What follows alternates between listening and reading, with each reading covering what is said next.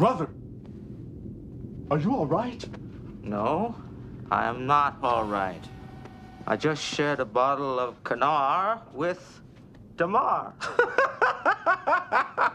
That rhymes. You're drunk. Of course I'm drunk.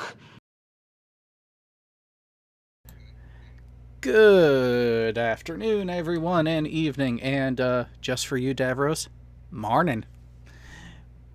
Welcome to this week's edition of Kanar with Damar, and yeah, I do apologize for cutting you off there, Gail. Nice to see you back. It's been a few episodes. Yeah, I know, I'm really sorry. The timing the last few times was really horrible for me. And even today, it's a little bit of a stretch, considering that I should probably be spending the rest of the day with my family, because it's the annual event of me slipping out of my mother's genitals 26 years ago.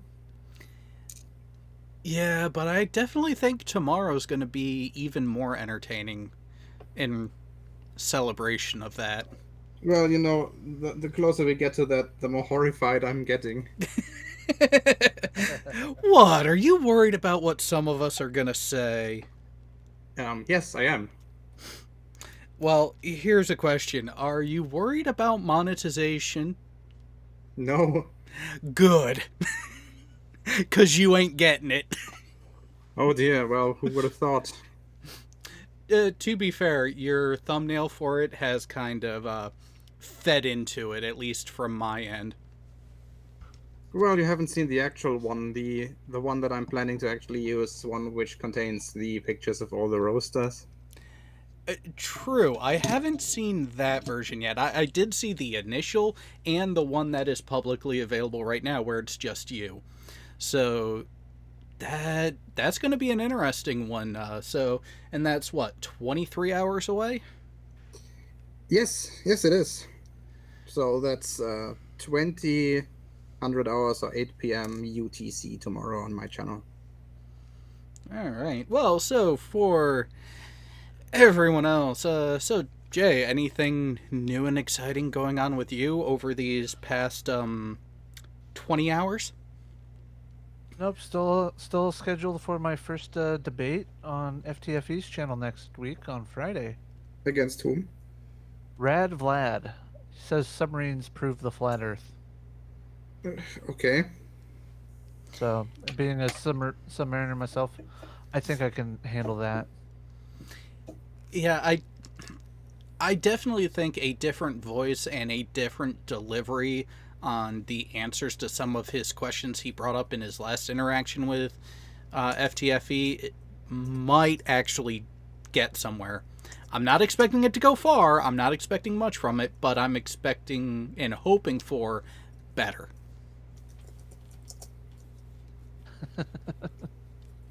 Sorry, I just saw Gio's post in the chat.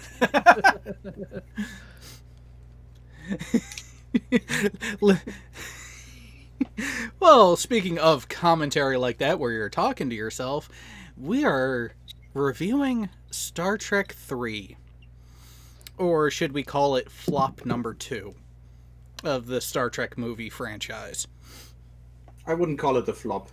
It's not that bad. Flop bad, number 2, I I think bad, it's not either bad. 5 or 7. Definitely 5.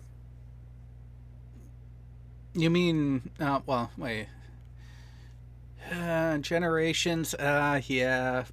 But really, Generations worse than Insurrection?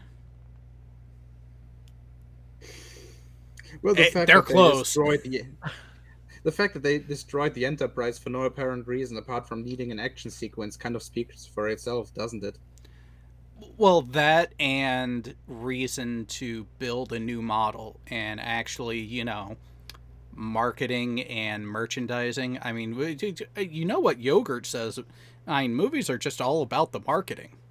Yeah, but they didn't know that they would use another model afterwards, which is why the 6 feet model, I think, was rebadged as Enterprise E.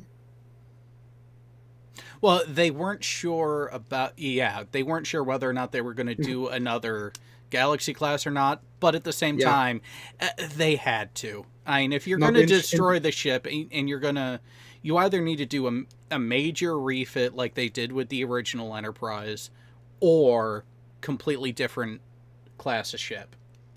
Not inch, by the way, feet, but whatever. That Yeah. was a little bit of a Freudian slip. Probably thankful that Jay didn't have the soundboard ready to go, huh? Oh, I do. I was trying to be nice since it's his birthday. Why? Oh, wait. No, I get it. You're Well, saving it for tomorrow. Well, since I won't be able to participate, I'll send you the files, Jared. And I will set up audio for it. So, let's go ahead and get into the meat and potatoes of this. So, of course, Star Trek 3, from what I could tell, I will admit I didn't dig as much into it for a directorial debut entirely, but it was the first Star Trek movie directed by Nimoy. Yep. Which, sorry, Shatner, Nimoy was a far better director than you. Well, how many were there in total? I think 3, right? 3, 4, and 6. Yeah, 3, 4, and 6 were directed by Nimoy. They gave Shatner a shot with Star Trek 5, and Yeah, we all know what happened there. yeah. But so, for those who don't remember, Star Trek 3 began with a very blue-hued replay of a very, at the time, gut-wrenching moment from Star Trek 2. The final interaction between a dying Spock, after having just saved the Enterprise, and Kirk, who beat feet down from the bridge to try to figure out what the hell was going on after Bones told him, I think you need to come down here. And then, of course, let me go ahead and get the view screen up for everyone. Oh. Set now.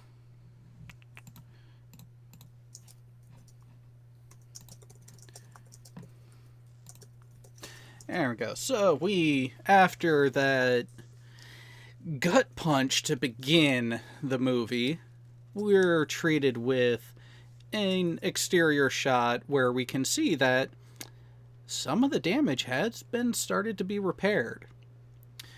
Oddly enough, in some of the views, we actually end up seeing that the opposite side of the ship from where Khan's phaser hits was damaged as well. Now, there are conflicting thoughts on why that would be, and trying to justify it. And so here's a question for you guys on the panel. Do you think it was more a case of the Enterprise running into another bad guy in the interim on the way back, or potential blow-through damage from one side to the other? I think blow through. Actually, Yeah, when I think back, I don't think we've ever seen the Enterprise from the other side in Star Trek 2, have we? No, but you do get indications of the damage on the other side in Star Trek 2 when they're looking at the initial displays showing where they got hit. You do have the red indications on the opposite side of the secondary hull. But in exterior shots, Khan always hit them on the port side. Yes, and the reason being that I think the Enterprise model that they used had the mounting points on the other side, so they could only film the left side of the ship. Which is why the right side is never seen that way. Yeah. And then, of course, they ended up redoing it, and we actually did get some starboard side shots of the Enterprise in Star Trek 3. So, throughout, Kirk's giving his internal monologue of the situation about really beginning the grieving process of Spock not being there anymore, and actually referencing the empty chair amongst other aspects. Well, there's also the fact here that his jacket is open, which is kind of unusual for him. A bit more, yeah, showing a bit more relaxed, definitely a more, well, a less put together visage of himself. Now, granted, the way everything is supposed to be going timeline-wise, we're going from directly from the end of Star Trek II into the beginning of Star Trek 3, which is why there's that running joke. You never really just watch Star Trek 2. It's 2, 3, 4.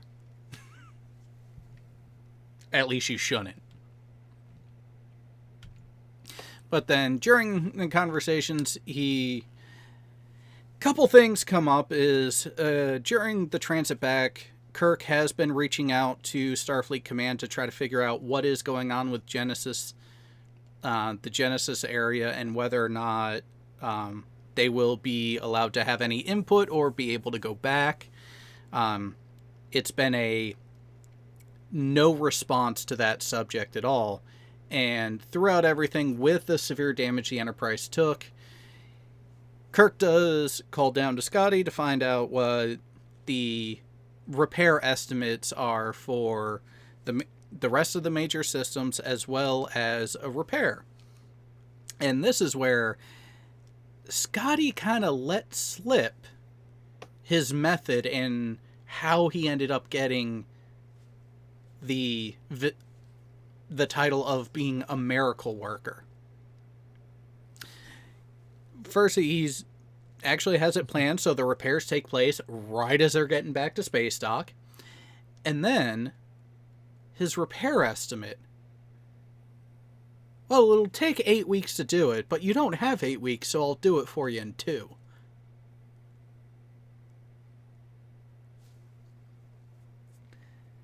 The division by 4. Yep. Yeah, well, that's the same thing that he later mentions to Geordi in Relics in TNG. Yeah, and gotta give Star Trek credit that for keeping that bit of consistency. But then you have this little smug one, the little trainee who, after the majority of the training crew had been reassigned prior to return, this one is still there, and I definitely think they just had it for plot convenience. Because what was his main question? What was he really looking forward to after everything that had happened? Wasn't it like a parade or something like that? Well, are they going to have some sort of celebration for us on our return? And to which Kirk asks, "Oh, you're looking for a hero's welcome?"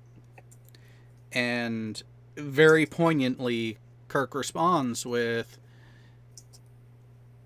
"God knows we've earned it." And that direct reference to really the loss of Spock, but at the same time, how many other crewmen were lost during that whole off and on battle with Khan in the previous movie? Probably, a few dozen on top of it at least, if not more?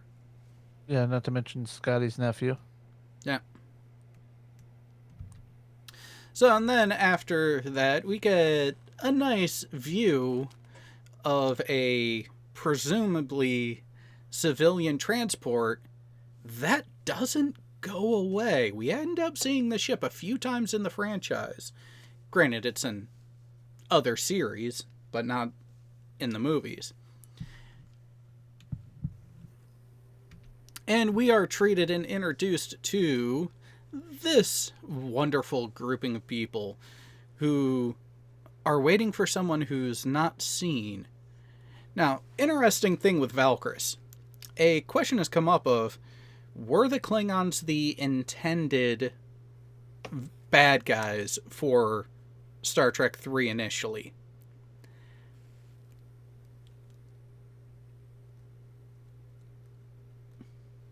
That one I don't know.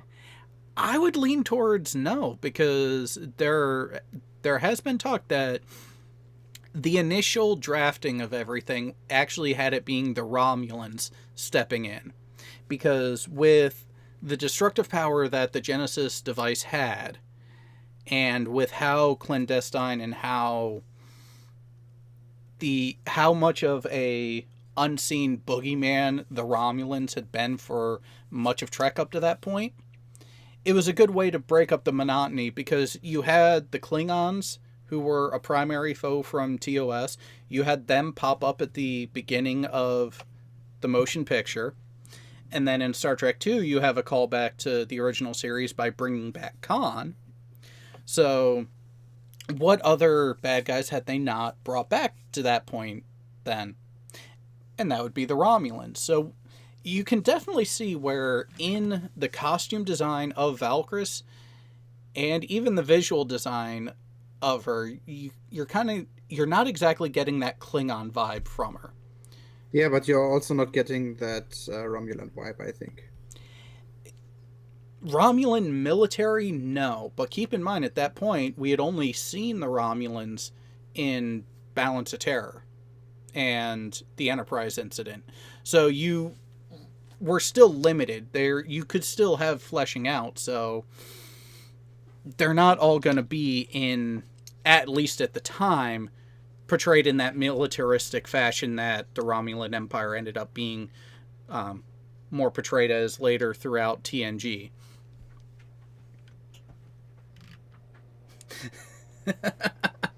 Ugly German truth. Her cleavage was a supercomputer that missed its calling. Possibly.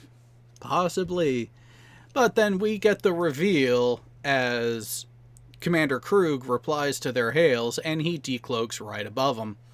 This is another reason why people think the initial thought was for the Romulans to be involved and not the Klingons, because the color of the ship and the red feather style markings on the underside of the wings there. Yeah. But then that raises a question. Was it really that they were going to go for the Romulans, or did Krug steal this Romulan ship for the purpose of this mission? Also, now that you mention it, some of the later designs from the Romulans are also green in coloring. Especially during the Deep Space Nine time and late TNG. Yep. Which is where that whole question of, were they intending the Klingons from day one, or were they going back and forth? And this leads back into the whole, they're probably undecided, because when you look at it, when you look at Klingon ships, other than the Bird of Prey, the Vorcha, and God, I'm blanking on the name of the large capital ship now. That was Gowron's flagship in DS9. It was not the Rotaran. No, that was a Bird of Prey. Yeah, that was Martok's ship. But it wasn't until those newer designs that they ended up going with the green, the Negvar. That's what it was. The Negvar class. It wasn't until then that the Klingons started going green. But then you can mess up continuity by going back and looking at Enterprise and some of the Klingon ships there, and the Bird of Prey that was shown then was a darker color, so can go down that rabbit hole entirely too much. By the way, speaking of going down the rabbit hole, I looked up Trainee Foster's resume as an actor. Mm-hmm. He is uncredited as Boy in Army Helmet in the TOS episode of Miri Oh, okay. back in 1966. And then this was a topic that actually came up between myself and 1 Minute Debunk of right after getting the transmission of the Genesis files from Valkyris, Commander Krug notices that she makes mention of how helpful this information will be. Oh, so you've seen it. And he says that it is regrettable. Because at that moment, come to find out, he's then decides to blow up the ship with her still on it. And I guess the question that came up is why? Why would Krug make the decision to kill Valkyris after she had done the task of espionage to obtain this information and deliver it to him? Well, I guess not to keep any witnesses. But she also referred to him as my love, so it really makes you wonder how much of a confidant and relationship there was there. The entire thing is also a little bit un-Klingon when you think about it. Because they're basically shooting somebody who cannot defend themselves. You know, the entire honor thing. True. But at the same time, you have other instances of Klingons saying anything to win a battle is honorable. Pretty much an ends justify the means type of mentality, which seems to be rather inconsistent elsewhere through the franchise. That is true. And Pheno, yes, she did call him my lord, but when you look at the final parting words, there was an intonation of a romantic coupling there. Then after that ship is blown up, we are treated to really what I find to have been the highlight of at least the first half of this movie. The visuals that they decided to go with, the practical effects of the ships, especially coming up to Earth space dock here, very well done. And it got me to thinking, that's what really drew me into Star Trek as a kid when I started watching these movies, was less about the story and more about the visual presentation.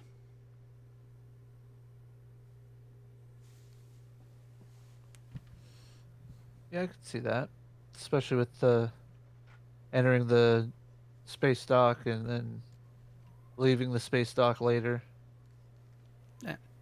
Well, not just that, it's also the shots and the design and the aesthetic of the Enterprise itself in this era, in the movie's era. But then, as the ship is going into space dock, they come across, the Great Experiment. But, wait a minute.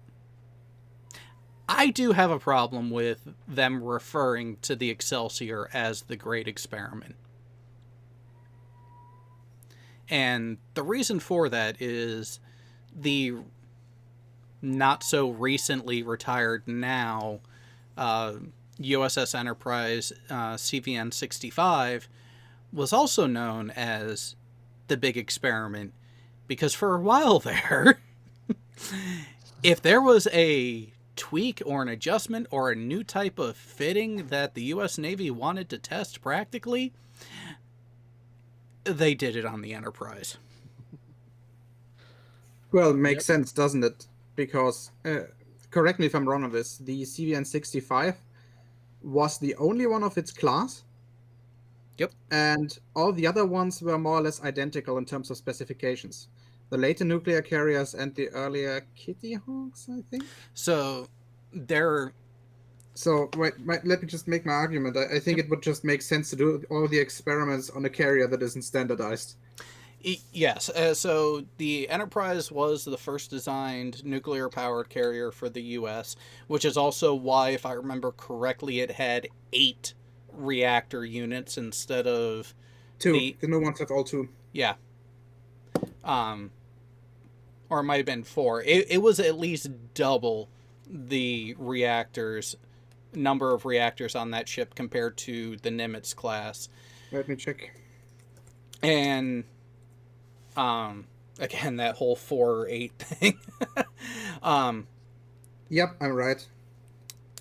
Yeah. The reason why you think it might be 4 is that the Nimitz class has 4 propellers, but Well, only 2 nuclear reactors. Well, all of the carriers have the 4 screws, have the 4 propellers, which gives you the 4 auxiliary machine room spaces, and even the Kitty Hawk. It actually had 4 boilers, as being conventionally powered.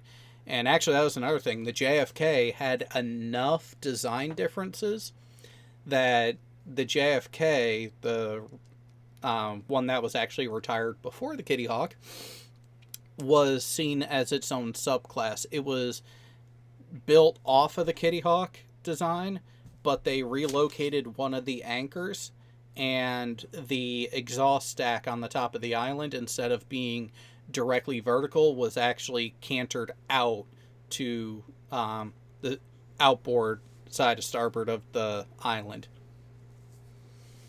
Because early on, a lot of the smoke and exhaust gases from the boilers wasn't exactly clean. Can't imagine why. Yeah, it's almost like fuel quality is actually increased over the last 50 some odd years. But with them going into it, Scotty makes his famous remark about the Excelsior and comparing the ship to his grandmother. To which Kirk says, Come. Young minds, fresh ideas, be tolerant. And I have to say, that getting the timing of this screenshot was a pain in the ass. And look who's there, waiting for the Enterprise. I want to know the contract that she signed to perpetually be thrown back in passing. It's like, hey, remember Yeoman Rand from the original series? Don't worry, she's still around. Yeah, this time she's listed as woman in cafeteria. Yeah, but it is definitely Rand. Oh yes, we all knew it to be Rand. We all accepted that. But for whatever reason, something in her contract probably said this time you can't be Rand. But the look on her face as the Enterprise is coming in, showing all the damage, to me the look on her face read, "The hell did you do now, Kirk?" Pretty much. Probably wondering what woman he scorned. As a matter of fact, in my notes it says, Enterprise returns. Look at Rand's face. But then I will give him credit here in actually the visual effects again, showing that, granted, hasty repairs, but attempted repairs to the hull were made with the paneling, and you still see it latent underneath. So the practical, although here's something that actually just clicked in my head that kind of annoys me. All right, my cursor is there. So shouldn't this damage be going a little bit further back?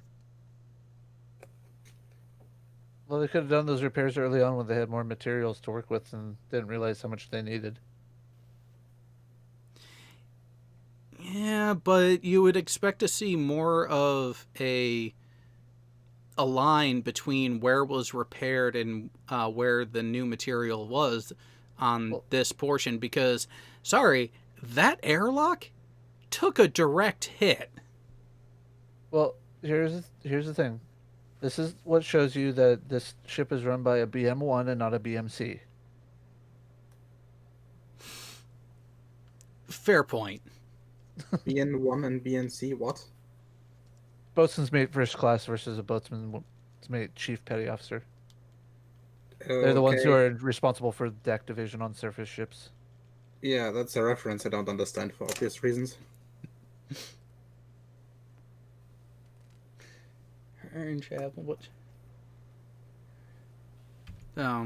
And then after they get their bearings and are actually moored, we start getting a security alert, to which gotta love how at this point the Enterprise has been refit, redesigned, and rebuilt almost from scratch. And yet this is still the display from the computer.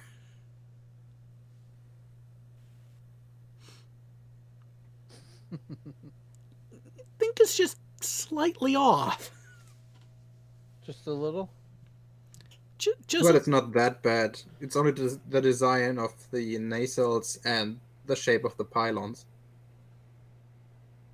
and the back of the saucer section, and if they're showing that, the neck, and the secondary hull was actually widened in the refit compared to the original, and it's Yeah, but come on, it's not necessarily correct to the non-refit Enterprise as well. It seems to be too long, by a long Well, shot. it also, the hull number looks like 200. 2000 actually, I think. No, wait.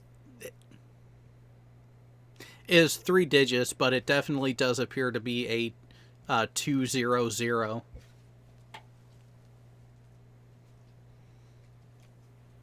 But keep in mind, this is the notified security alert because someone done going crazy and broke into Spock's quarters. Now, here's the thing. It's the 23rd century.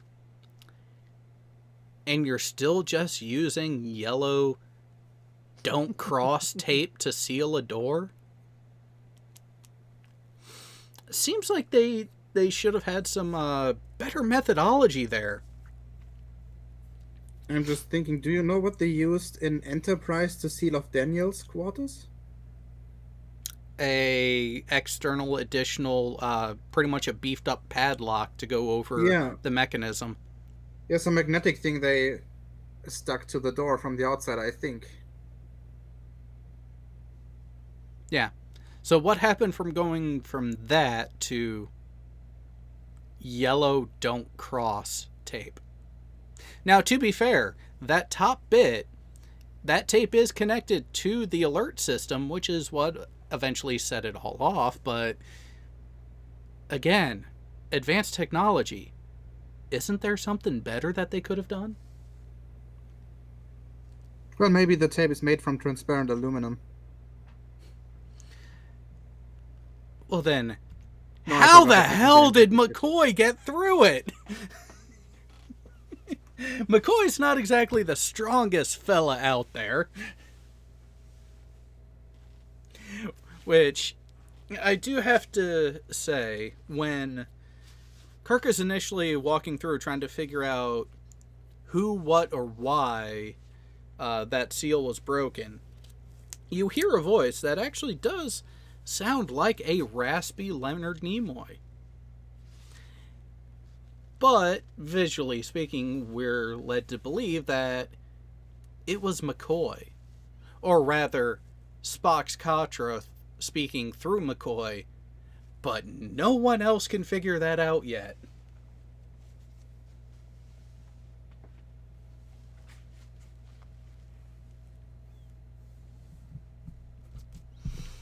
And it's during that interaction that it's mentioned that he needs to be taken home. To which Kirk says, well, we are home. And it's like, great, let's climb. We need to climb the steps of Mount Seleia. But Seleia's on Vulcan. We're home at Earth. and the crazy man ends up passing out. Should have been a clue. But shortly after, we know the Federation loves their inspections. So here is the Commander-in-Chief of Starfleet Operations coming to talk to the crew, where he tells them Genesis is topic non grata. Do not speak of it. Do not mention it. It is a non-topic because of the, let's face it, intergalactic shitstorm that it has caused because of its inadvertent testing because of a psychopath trying to go after and kill Kirk. Again, Kirk, it's all your fault. Well, I don't think that Kirk can necessarily be blamed for this.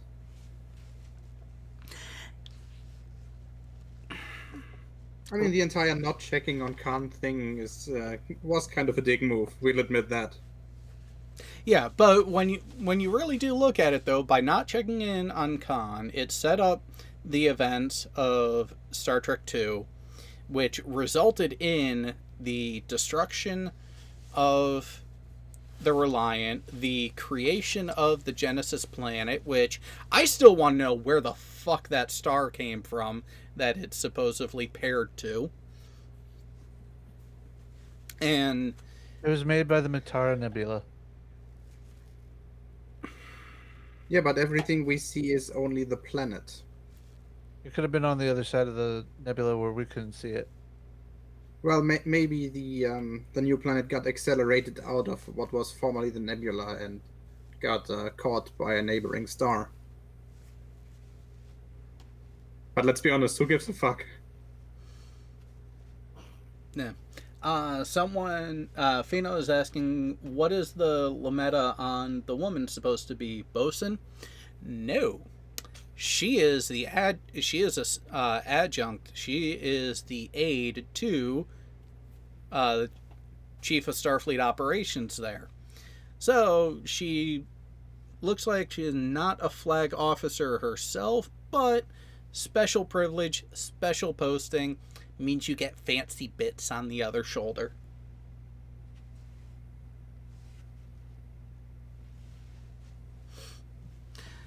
So from there, we then cut to exterior shot of, I feel like I've seen this footage before. Multiple times over. And not just in this movie.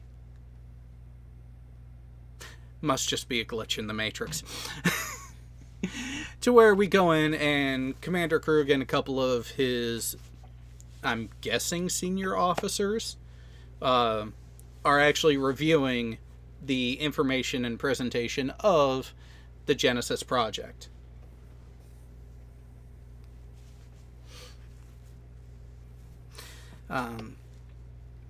With that, we actually get something. There was one bit that I forgot to mention here. How old is the Enterprise? I think in the movie they say 20 years. Yeah. At this point, because Kirk asks when they're going to, what the refit and repair of the Enterprise is going to be like, and the Admiral here is like, we're not. She's 20 years old. It's time to put her down. But 20 years from when? Because going by trying to keep things consistent with their presentation of time telling, 20 years prior to this would have been just before Kirk's 5-year mission with the Enterprise under his command that was the original series. Well, that kind of suggests that the Enterprise has either been built directly before that, or it had another major refit. I mean, But- there's still the possibility that the Enterprise we see in the original series is already a refit, and the original one just never has been seen on screen. Well, here's the thing, though. The refit that we are seeing now, the status that the Enterprise is in now, that was a complete major refit and rebuild that took place and was completed for the motion picture, which was less than 10 years before this. So at what point is the Admiral starting his clock for the age there? Because as is pointed out in the chat as well, as of going by canon sources and supporting legitimate beta canon sources, the USS Enterprise was already 20 years old at the time of season 1 of the original series. Yeah, which is why I'm suggesting that he might be referring to another refit that happened before TOS. That's the only way in which those two pieces of information are compatible to one another. Well, you do have the refit where there were a couple changes, the most notable ones: the bridge module, the deflector dish, and the Bassard collectors of the nacelles changing from the cage presentation of the Enterprise and what ended up being the TOS version. So there was that, but those were the only details that changed. And that goes back to the question: how much of the refit was actually done at that point versus the beginning of the motion picture? Because you have commentary there which essentially they viewed the Enterprise at that point as a brand new ship, because even some major support structures were removed and replaced, to where it was as close to a brand new build as you could possibly get in a refit in the Star Trek slant of looking at things.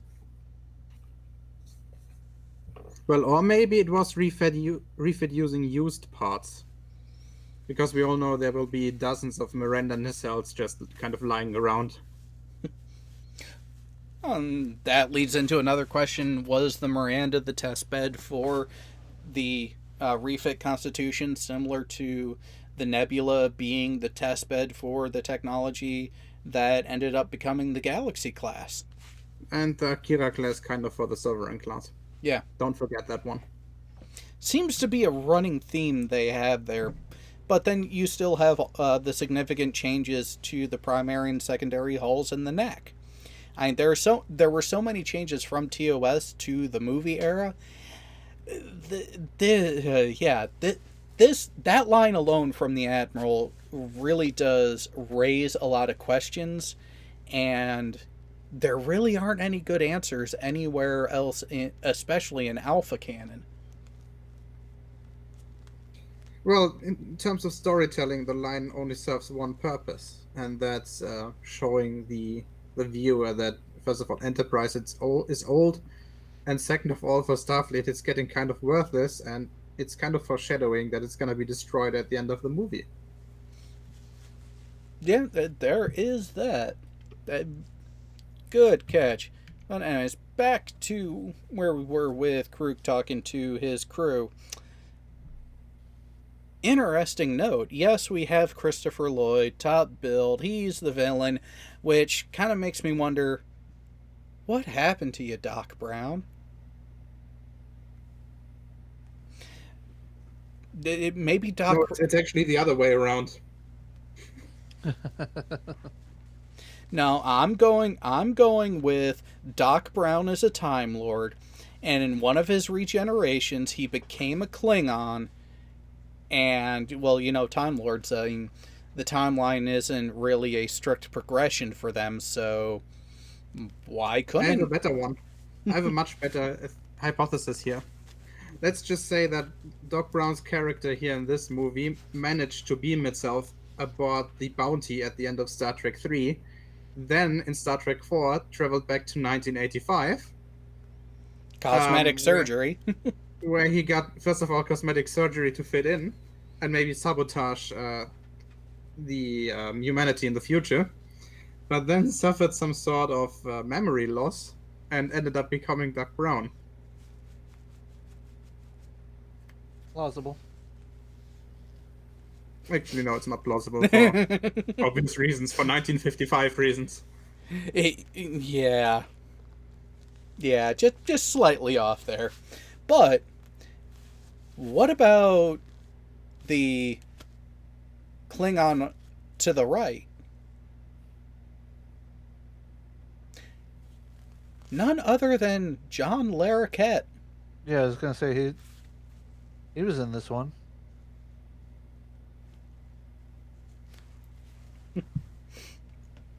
But so they review the information, and he wants their feedback on what was presented. And Larroquette's character was actually it seemed to be impressed at what was actually presented, and was actually closer to be willing to take it at face value that no, it wasn't a weapon intended for destruction. It was actually, they can make a planet. To which Krug makes the snide remarks of, yes, wind on your face, sun above you, then fluttering in the breeze as you're standing there with your woman at your side and kids at your feet. The fluttering flag of the Federation. Get the frick out of here. And then the officer there in the center does tend to...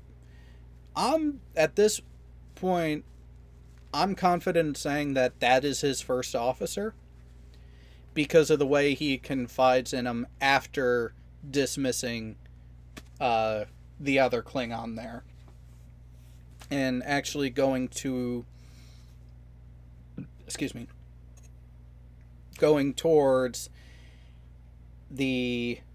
okay, this is what we're doing. We're going to find out everything we can, because we are not going to let the Klingons be deluded with these talks of peace.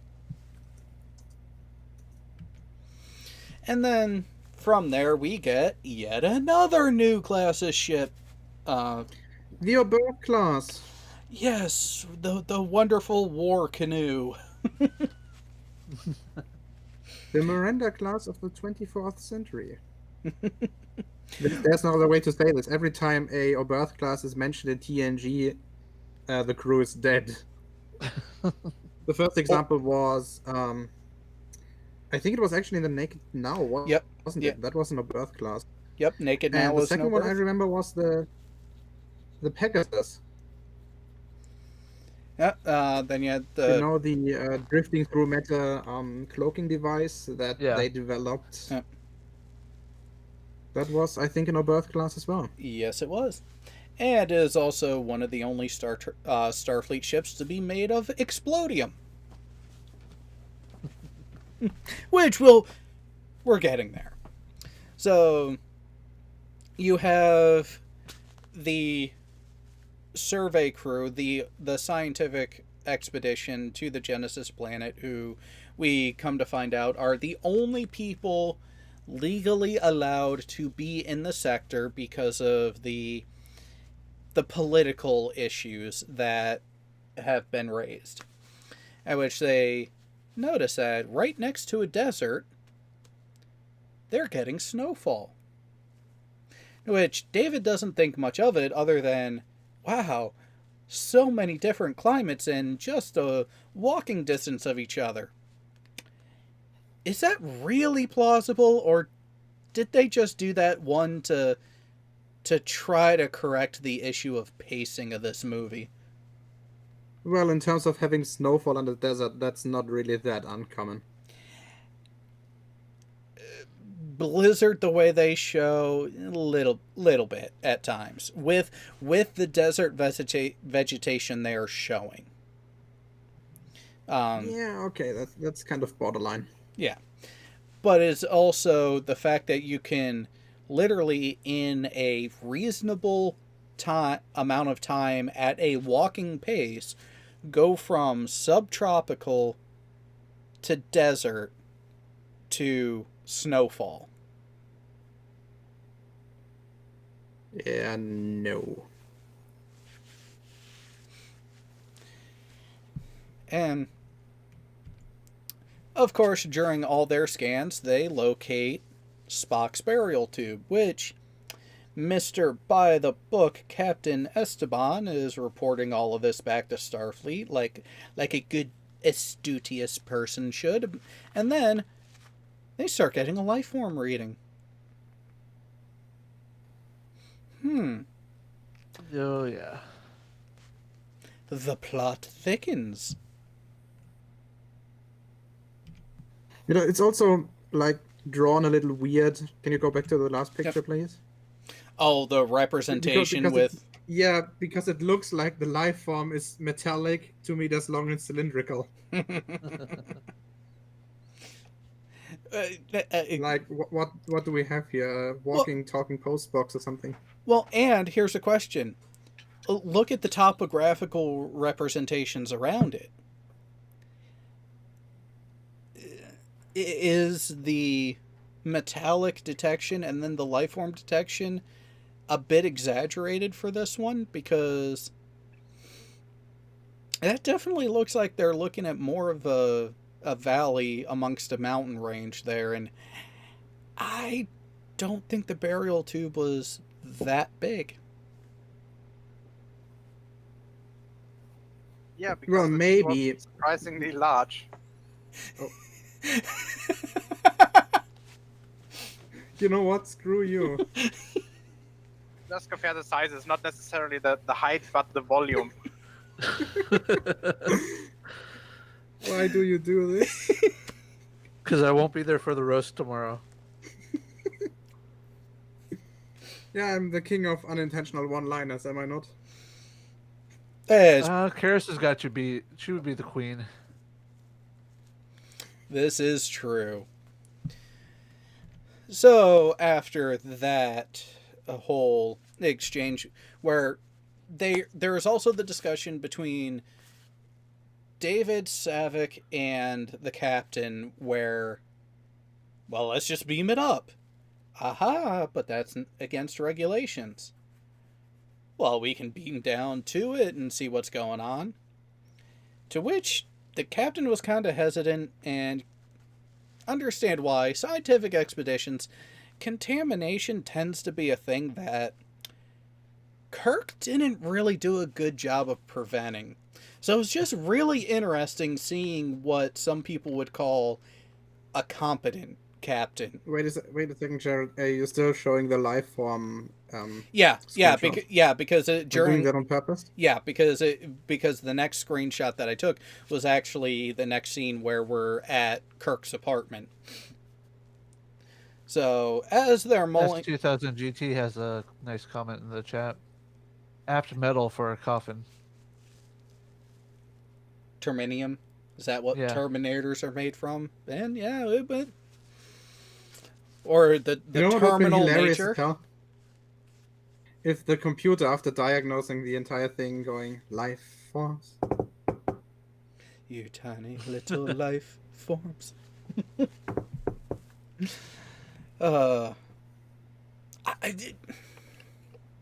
See, even a bad Star Trek movie can give you something enjoyable.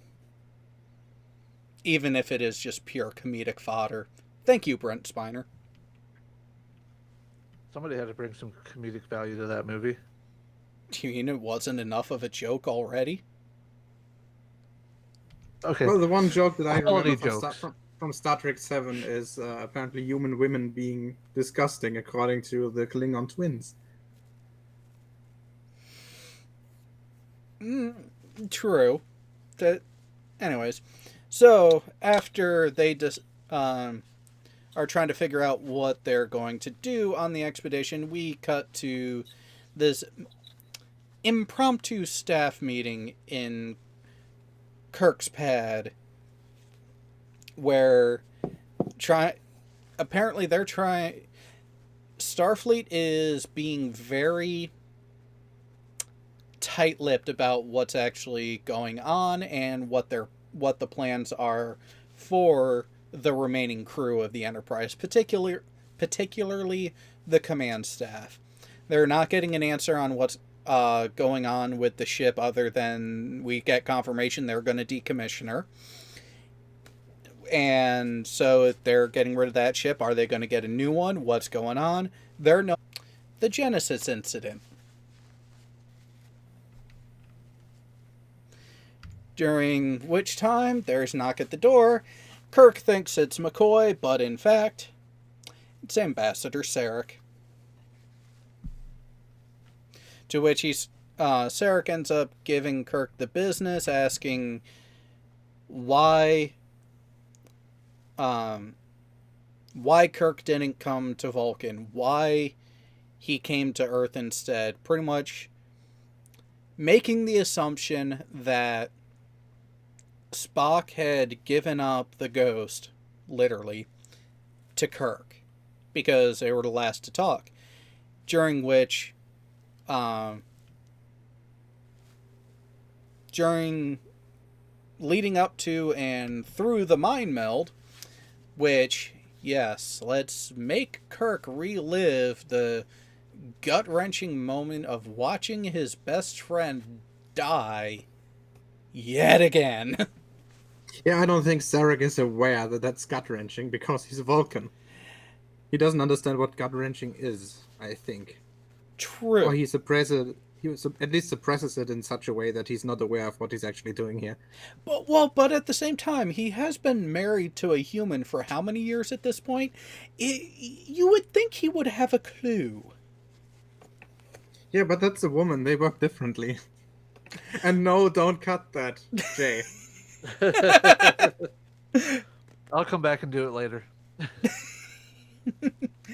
But so, through the mind meld, Sarek is trying to find out if Spock's Katra is there. It's not. So the question becomes, well, if not you, then Spock is lost. Or at least Sarek seems to think so at first. But then Kirk has the realization, if it was that important, Spock would have found a way. For as pragmatic and logical as Spock is, he does have that human tenacity to him, which I do have to agree with. He definitely blurs that line in the way the character has behaved and developed up to this point in everything. At which point, Kirk then goes over to a computer console to pull up the flight recorder data from the Enterprise. Oh, the perks of being the commanding officer of the ship. And also being the producer of the movie. Yeah, that too. Because Well, no, I say that because Harv Bennett is the voice of the flight recorder.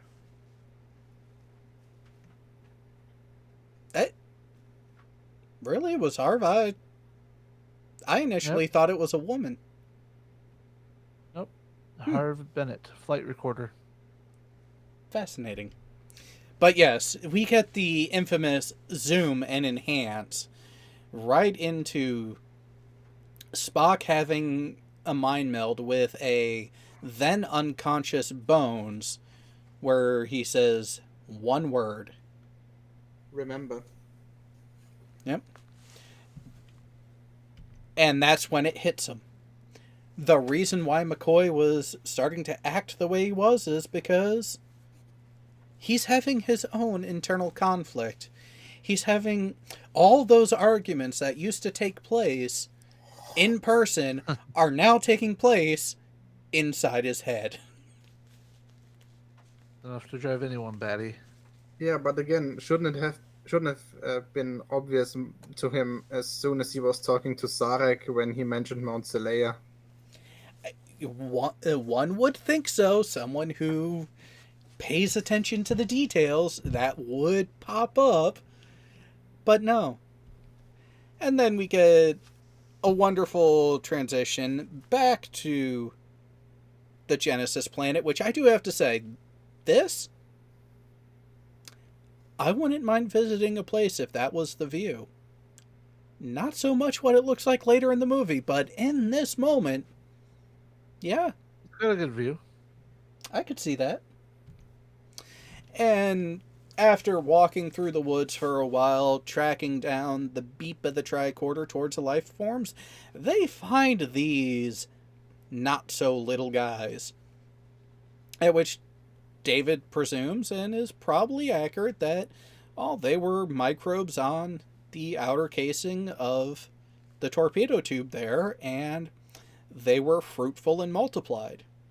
Actually, that makes no sense whatsoever. Because he's assuming that the only way that an animal of that kind of sort could develop on Genesis was by being introduced there, while simultaneously walking through a forest full of different types of plants and presumably animals at the same time. No, during their scans, the only life forms that popped up was at this location. Now, to this point, they think Spock is dead. So when they walk up on the site, when they walk up to the burial tube and they see these things, which other than themselves are the only life forms reading on the planet, it is What about those ferns? They're talking animal type life forms. They view their sensors and what they have deemed as life forms are your animal types, never your plant-based life. Yeah, then their sensors are just weird. It's almost like they do it for plot convenience. Oh no, is that possible? But Could it be? No. And also at Dora and Ku in the side chat, no, those are not evolved crabs. Those are poplars. Seriously, you got that reference? Well, to be fair, they're at Genesis. They're not at Omicron Persei 8. Well, do we know for sure that those are not the same planet? This one doesn't survive. Okay, well, fine. But so they, for some morbid reason, David decides to open the burial tube, and all they find is just the burial robe. So here's a question. If with what is given later in the movie with the regeneration of Spock's body due to the Genesis wave, why is there a release to the mechanism from inside of the tube? Correct me if I'm wrong, but later in the TNG era, they sometimes use those modified torpedo casings for transporting diplomats. Remember that in the episode Lower Decks? I think it was Lower Decks. Okay, fair point. And yes, Ugly German Truce, poplars are the things that they ate in that episode of Futurama. Star Trek Nudist Beach Edition. Yeah. Well, we're going to get to some fun times with that later. So after that, they go to presumably still on Earth space dock, or they might be down at the Starfleet headquarters complex, where Kirk again talks with the Admiral, just asking for permission to take a ship. Hell, I'll even take the Enterprise. But I need to take McCoy and Spock's remains to Vulcan. So in order to do that, I gotta go to the Genesis planet. At which point, the Admiral points out that the only people allowed in that sector is the scientific expedition. Is the Grissom, her crew, and David. To which he gives Kirk a no. And it's at this moment here, Kirk is like, yeah, fuck that, I'm going anyways.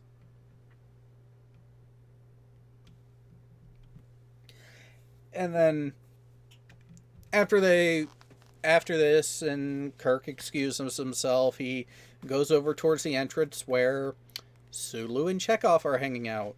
And they ask him, the word? The word is no. Therefore, we're going anyways. It was almost as if Kirk went into it knowing he was going to be told no and was already planning to do it no matter what.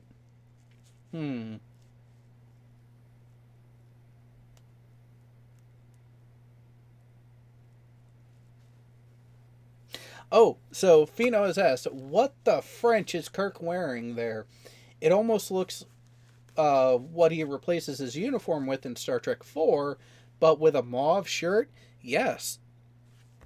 The same outfit is worn by Kirk from this point on for the rest of this movie and until the end of Star Trek IV.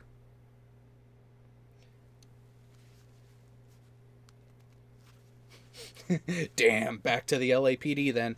No. We're not getting into TJ Hooker now. Maybe next week.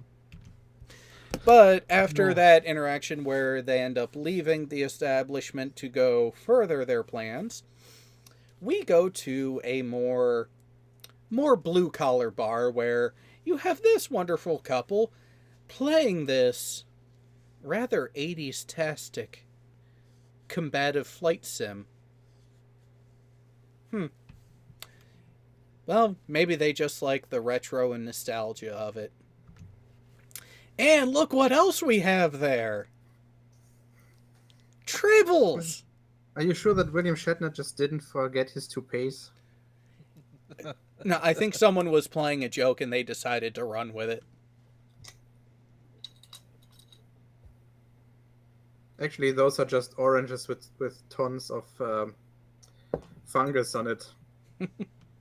But they were cooing. So there was something going on there. Yeah, those 23rd century molds are very dangerous, actually. And then after McCoy sits down and orders his Altair water, which is not his typical poison, but to order poison in an establishment like this would be illogical. Again, yet more clues of what's going on. This lionfish of a gentleman notices McCoy and goes and sits down with him to have a chat. And I have to say, the way they played off the language barrier, very well done. But during the conversation, things do get heated where McCoy wants to know how much before he names the place. The other guy is like, no. In order to tell you a price, I need to know where the F we're going. When McCoy finally says that they're going to Genesis, the guy he's talking to really flips out and says, oh no, the Genesis not allowed, Genesis planet forbidden. And then this hand reaches in, saying, you might want to keep your voice down. We shouldn't be talking about such things. And even offers to walk McCoy home.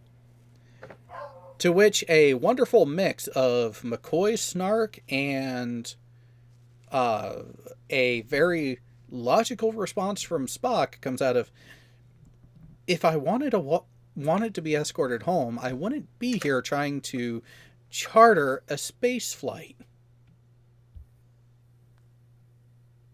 At which point this guy shows him his identification card, right? Yep, and one which he finds makes himself known as Starfleet Security, and McCoy decides to try the Vulcan neck nerve pinch. Reminiscent of Spaceballs. And it don't work.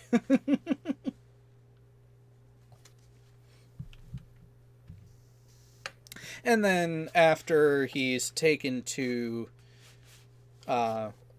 essentially jail, Kirk finds out, goes to meet up with him, gets escorted in to talk to him, and in typical Kirk fashion, the first thing he asks him, how many fingers am I holding up? To which you get the Bones response. That's not funny. Actually, I found it quite hilarious. One of the few good jokes in this movie. I And forgot the movie itself. That's a very good joke. I said in the movie. I wasn't counting the movie because it's its own joke. so, Yeah, that's what I'm saying. after letting him know that, after Kirk lets McCoy know, I'm here to essentially break you out, we're going to Genesis, and which McCoy says, well, you could have told me. Well, you could have been at the staff meetings. Does that mean McCoy is a warrant officer? He does kind of act like it. He does act like it. And speaking of warrant officers, Furball, disappointed staff in you. meeting again. Disappointed in you, man. No, not really. I understand why you're not here. Have fun with the family. Exactly. While this is going on, Sulu is out in the lobby trying to just idle banter with the other security guard, who decides to tell him to knock it off, Tiny. After which, when Kirk and McCoy come out, Sulu is in the process of taking down said guard and destroying the console, after which he walks by and says, "Don't call me Tiny." By the way, he's not talking about Zulu's physical height. He's talking about another thing. It's funny that you mentioned that. I found a picture of the security guard in another show that he was on. Might remember it, Jared. Three's Company. Really? Yeah. His character was at Tina's Health Club. I lift things up and put them down? Pretty much. And as they leave with armed security coming in, we then cut to a rather questionable interaction between Scotty and Captain Styles, where Scotty does not seem happy with the ship. Because Styles is pretty much gloating that, yeah, we're going to destroy all the records you set on the Enterprise. I have the whole section quote right here. Oh, go for it. Captain Styles says, Mr. Scott calling a night. Scotty, yes, sir. Captain Styles, turned into myself. Looking forward to breaking some of the Enterprise's speed records tomorrow. Yes, sir. Behind his back, frowning. Scotty says, good night. Elevator voice. Level, please. Scotty, transporter room. Elevator voice. Thank you.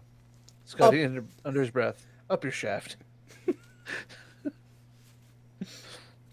Oh. It's almost like he really doesn't like that ship. And then we get to a backwater transporter room where Mr. Adventure is wondering why a 20-year deep space vet had picked that location for a posting. Guy, that's what they would call a clue that something was going on. But no, he wants to be out there. He wants to be gallivanting about. And then Kirk and crew walk in with... Remember the joke that I made about this scene a while ago? When they lock him into the closet before beaming out. Remember that one? Oh, you mean this? Yeah, so my idea for this would be they basically lock him out or in the closet, close the door, and then you hear his muffled voice saying, "Wait a second, there's already someone in here." And then you hear Sulu say, "Oh my," and then stepping out. Nice. But yeah, Mr. Adventure, Uhura plays her part and announces, "You guys do your thing, I'll meet you at the rendezvous," which it isn't said, but it's Vulcan.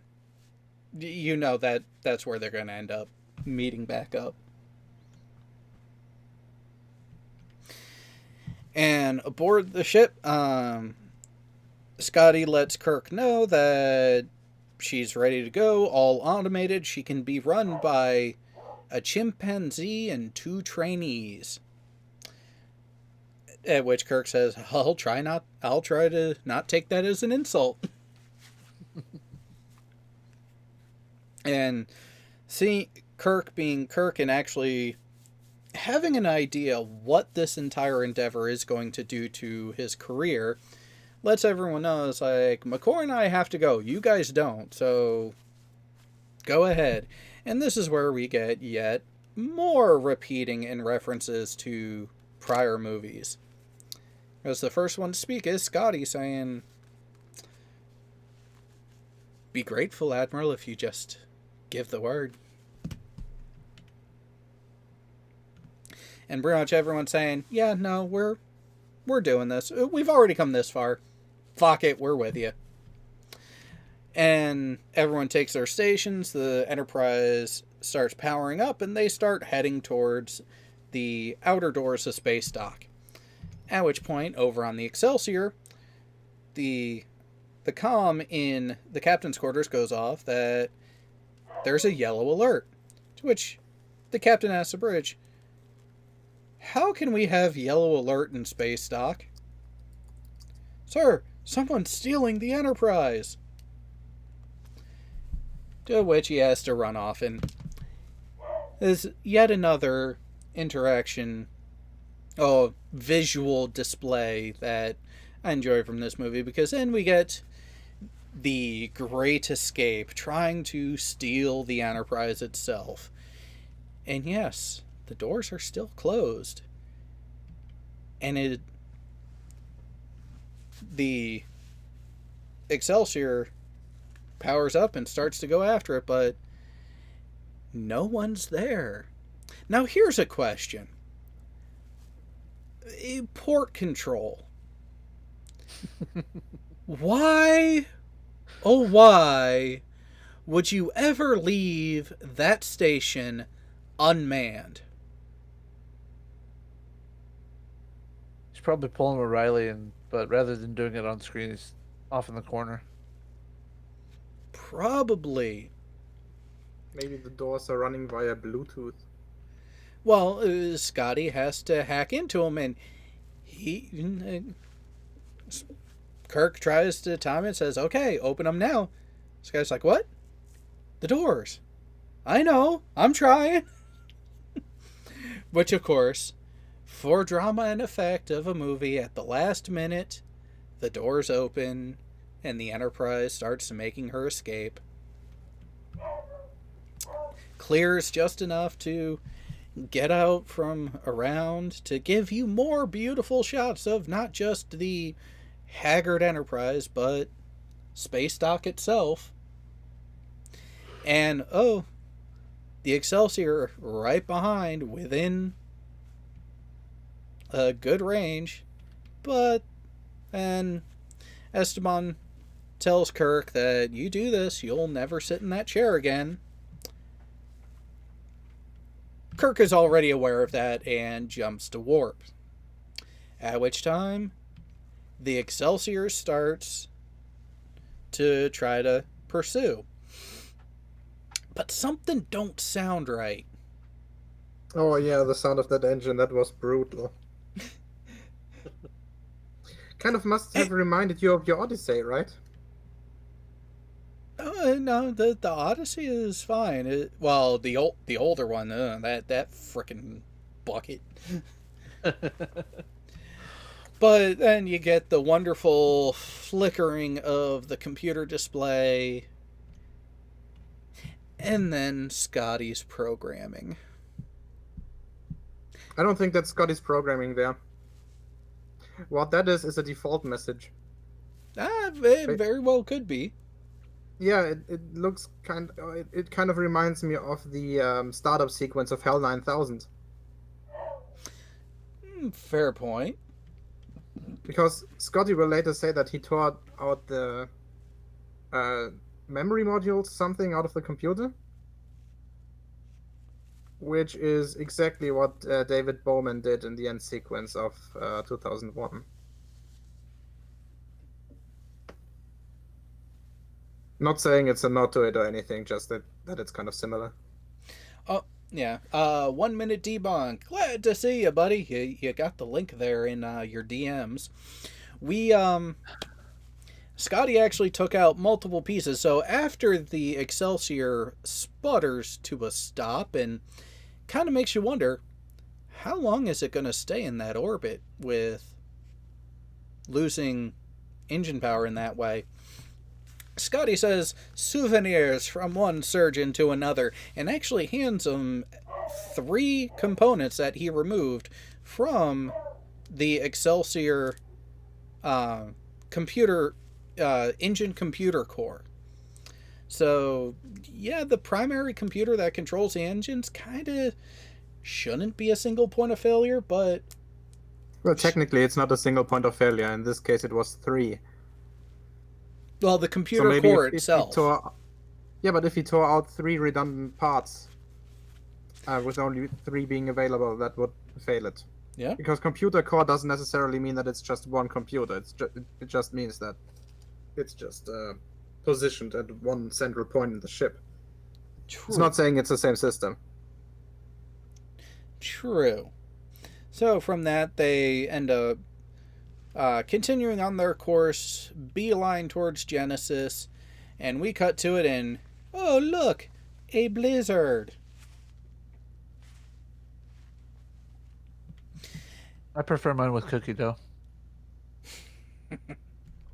And they ultimately end up finding a shivering, what appears to be humanoid child, and come to find out it's a Vulcan boy of approximately 8 to 10 years of age in human equivalency. Well, shouldn't they be noticing that it's a human Vulcan hybrid? One would think so. But at the same time, if the regular tricorder was adept at that sort of biological scanning, why would they need a dedicated medical tricorder? Good point. So during this, Savick is relaying her updates up to Captain Esteban, who they now have theorized that the Vulcan child that they are dealing with is actually the regenerated body of Captain Spock. Say what?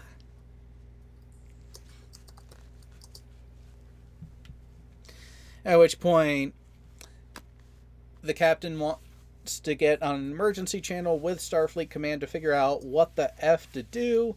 But, sir, our communications, they're jammed. I'm having trouble with the radar, sir. What's wrong with it? I've lost the bleeps. I've lost the... This one. Sorry. The radar, sir. It appears to be... Jammed. I need to retitle these files. Probably a good idea. At which point, a bit of confusion sets in, trying to figure out where it's coming from. And decloaking is our bird of prey from earlier. To which Commander Krug commands the gunner to target the engines only. He only wants to disable the war canoe. He wants prisoners, he wants Genesis, and he knows in order to get Genesis, he needs the people. So target engines only. Here's another reason why I think it might be a stolen Romulan ship, because that looks like a plasma weapon, not a torpedo.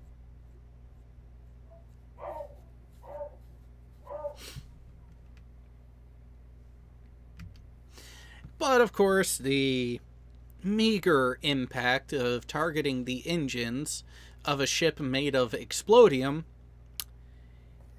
yeah, there is no chance. And Krug is not happy. Not happy at all.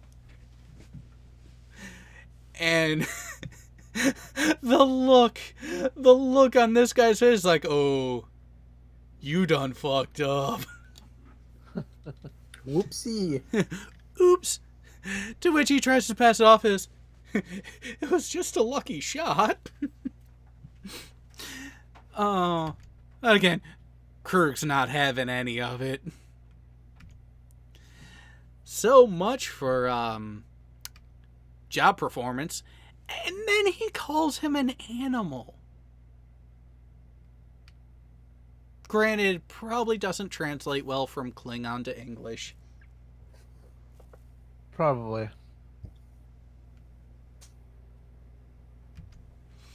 And to which one, probably his second officer, I'm assuming he's going to be the second officer, pipes up as saying, well, if it's prisoners you want.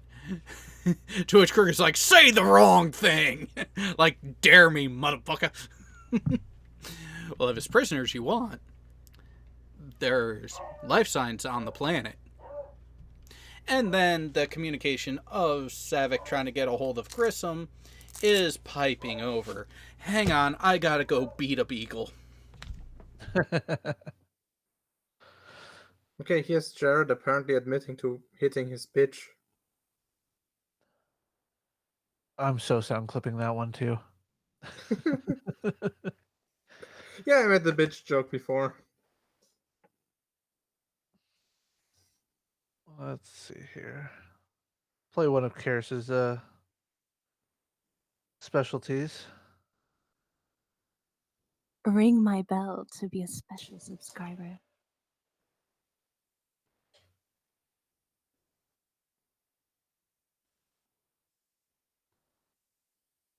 All right. So let's see here. What else could we talk about while Jared's gone? Considering that lucky shot, I don't think it was the first time that somebody massively underestimated the firepower of their weapons.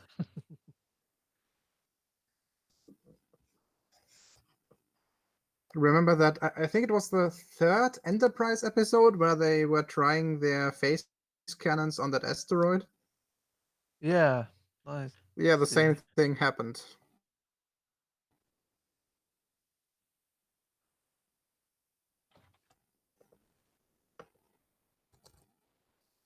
Let's see here. It was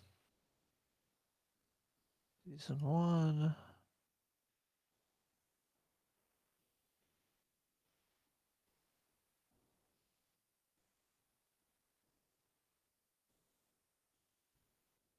Yeah, that might have been.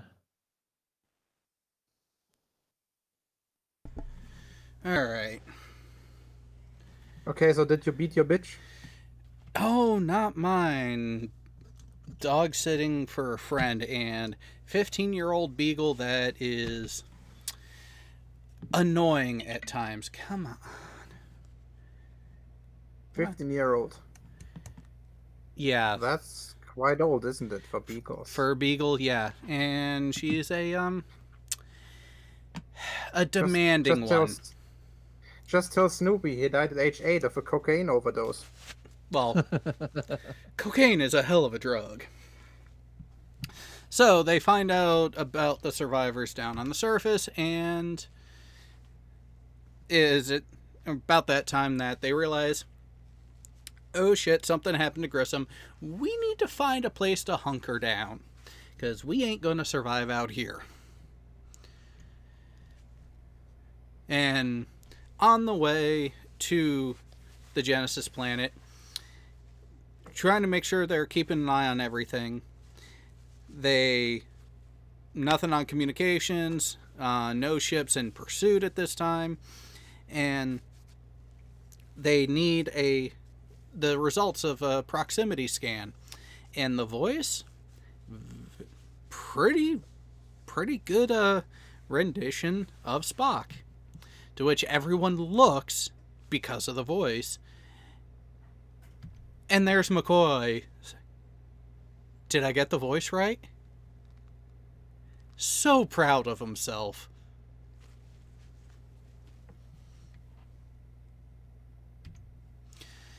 Now after that, they go back to Genesis. Commander Krug and a landing party are searching for those, the survivors that they have detected, and do their own walk through the woods, and guess what they come across? Oh, before that,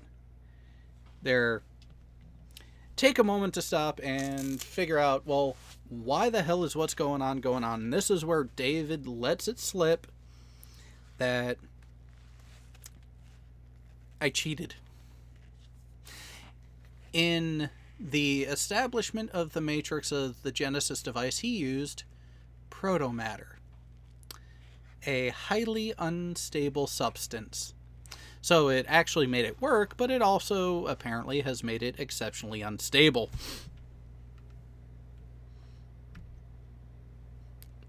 To which Savick essentially gives him the look like, well, what the fuck did you expect to happen?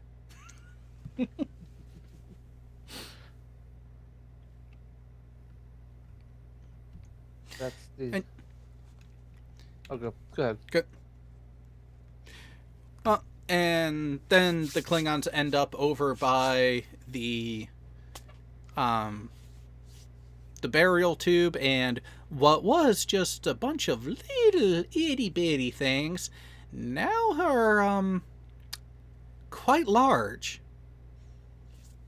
And one of the Klingons pulls a knife to start hacking up at him, which Krug is like, no, I got this. And kills it with his bare hands. Because we are Klingons.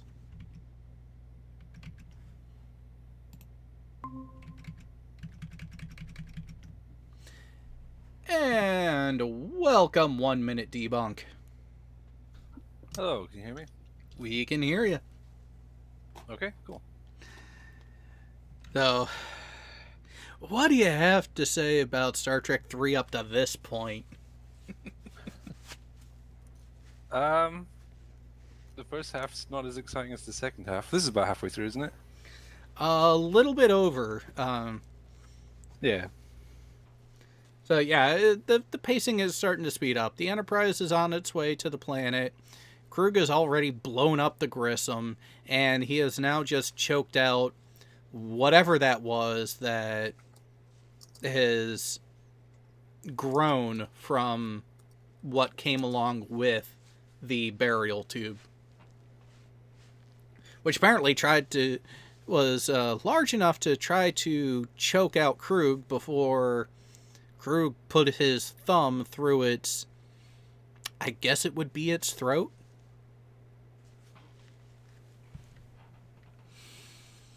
But then after that, we get this wonderful sunset on the planet Genesis. Again, I want an answer. Was that sun already there, or was the formation of the sun part of the result of the Genesis device? Really, that's the thing you notice? Not the fact that it doesn't appear to have an atmosphere at all? They're both serious problems. Tomato. There's so many issues with just the formation of this planet. It's like, what the hell? Look, Kirk's son and Spock and Savik could complain all day about the instability of Genesis. Unfortunately, they can't breathe because there's no atmosphere.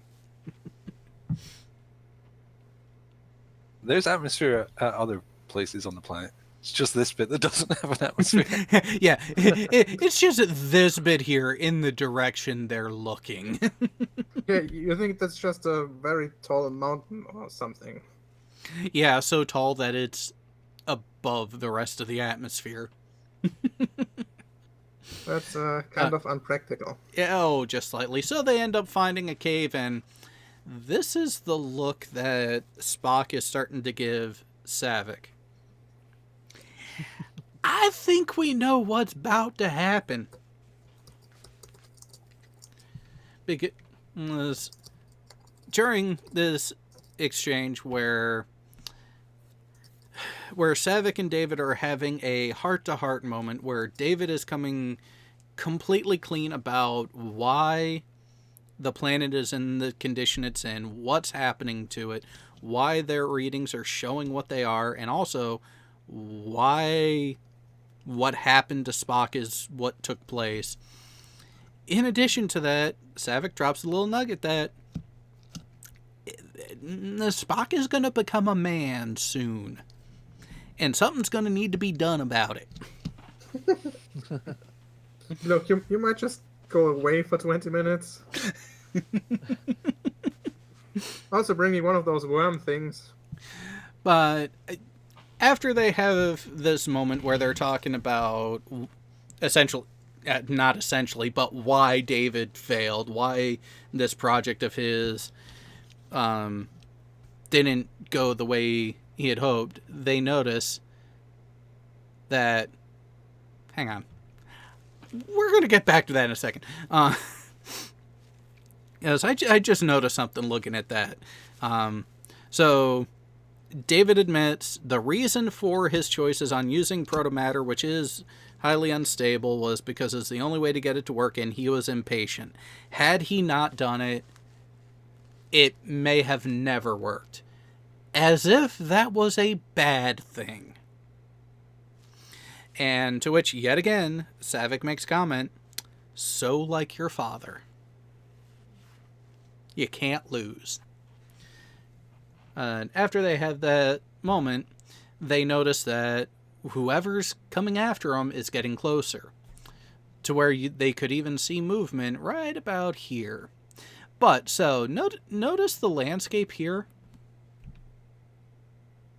What does the landscape look like there? Especially right here in the foreground.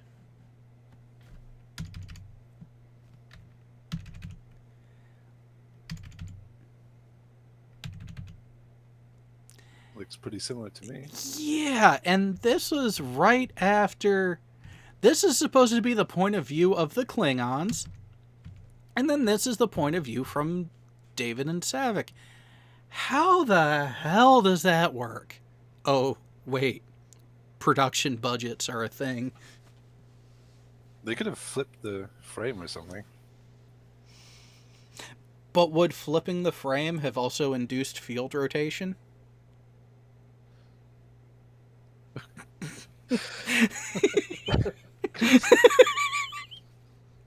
Sorry, I had to. So, while all of that's going on, the Enterprise is getting closer and listening in on the comm traffic where Starfleet Command is trying to warn Grissom that the Enterprise is coming and to use their ship made of explodium to kind of stop the Enterprise from doing whatever Kirk is planning on doing.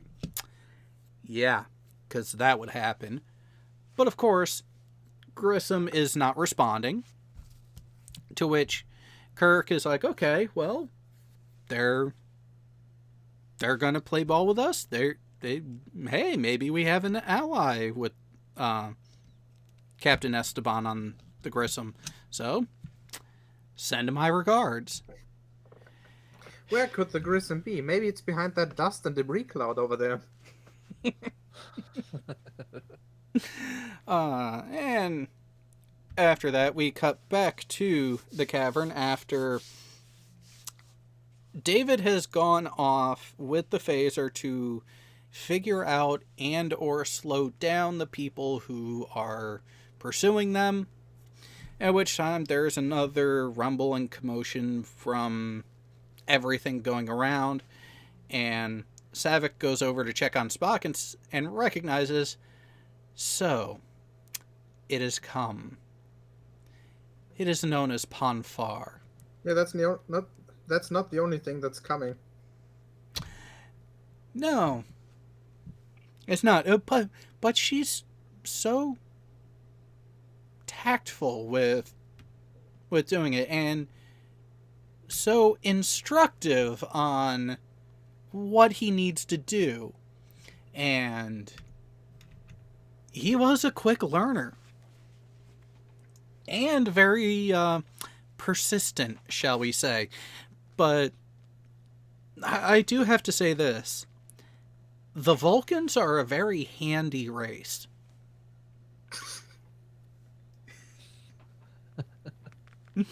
When you look at a lot of their rituals and everything, they do involve hand gestures and typical and some type of touching involving the hands.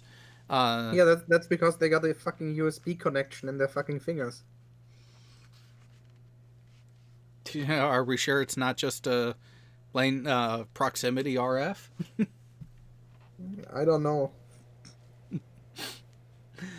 But so after they get their groove on, we cut to the Enterprise slowing and making its approach to the actual Genesis planet. We're seeing different sides of the Enterprise this time. And, of course, as they exit warp, they're detected by the Klingons, who are also there and trying to figure out, have we been detected? Doesn't appear so they cloak. And then, as Kirk is trying to call the Grissom to figure out, are they on our side or not? Are they going to help out or not?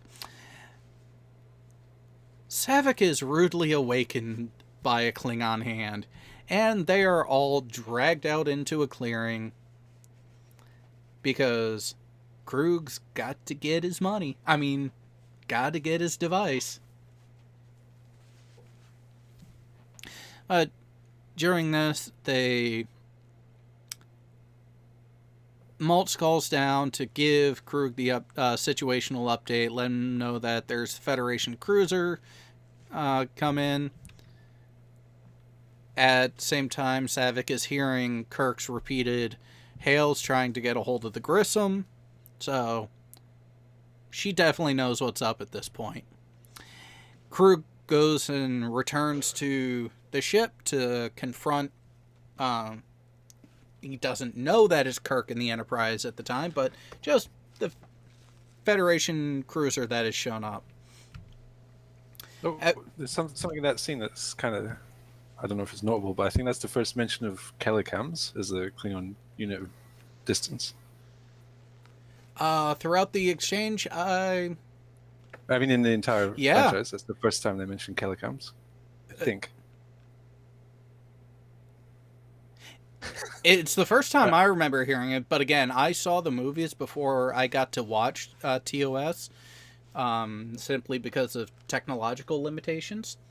But yeah, in the first movie, they didn't mention the range measure for that short interlude with the Klingons at the beginning of the movie, and in the movie era, this is the second appearance of the Klingon. So yeah, I think they only appear 3 times in original series, and they don't mention it there. So yeah, I think that should be the first appearance of Kelicams, because they finally decided maybe different cultures should have things that make them unique.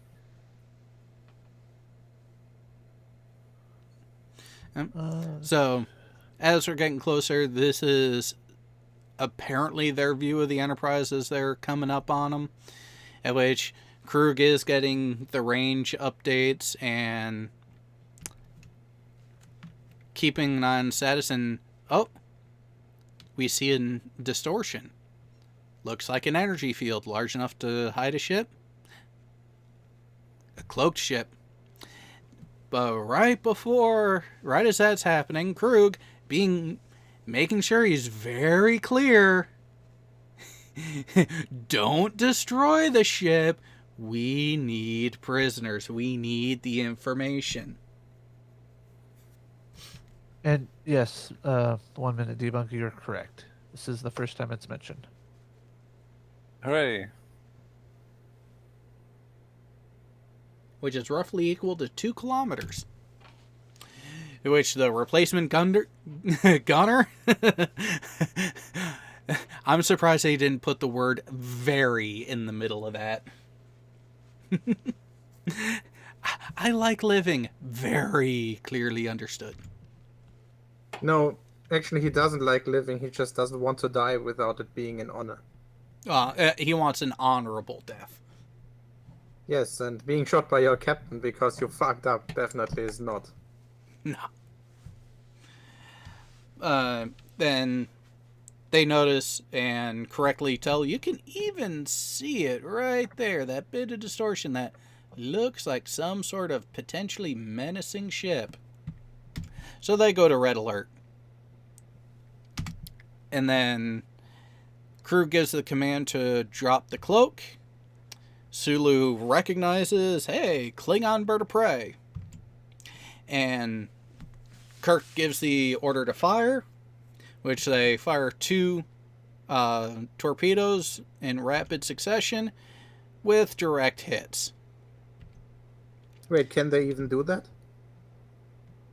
Because in earlier movies, or earlier it was shown that the torpedo base had to be loaded manually, and they are the only people on board, aren't they? Yeah, So but I'm not sure if that's possible, even with the automatic systems that Scotty was talking about earlier. Oh, Scotty did say he beefed up the automation, so plot convenience. But the torpedoes had to be manually put into the pipes, the launchers, which I don't think would be something that you could automate without like installing a mechanism for it. Well, it's not just software. They already had the mechanism. It really was. So a lot of those operations that the crew did was literally operating a console. There really wasn't all that much physical labor that was being done by the crew versus using some sort of technological means. So the actual loading of the torpedoes that they showed in Star Trek II was the relocation from the storage magazine to the torpedo bay and then it being lowered onto the feed ramp. That can be done all by computers as long as you have that the reach of that arm to actually get the next torpedo to drop it into place. Okay. So Enterprise scores a couple hits, but then you killed my dog. So now we get I'll call him a descendant of John Wick at this point. A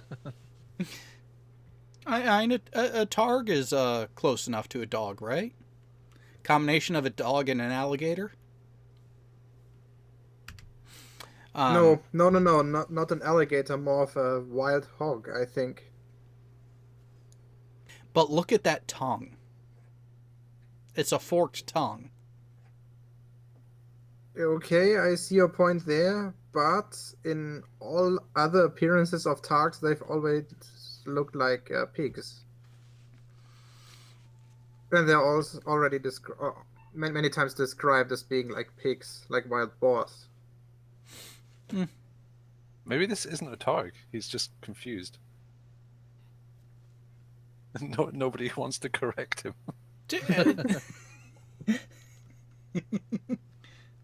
Yeah, there is that potential as well. No. He's definitely sure it's a Targ because he's a very stable genius. Oh, yeah. So much so. But so think of it this way. They go to red alert, and Kirk orders firing the torpedoes, but not raising his own shields. Only after that attack does he order the shields to be raised, and, yeah, they're not working. That display ain't supposed to look like that. And then the Klingons get off a shot, and they score the hit on the Enterprise, which knocks everything out, and we get the first of many instances of the Shatner. Oh. Kind of makes you wonder how many takes in the audio booth did Shatner have to do to get that sound right.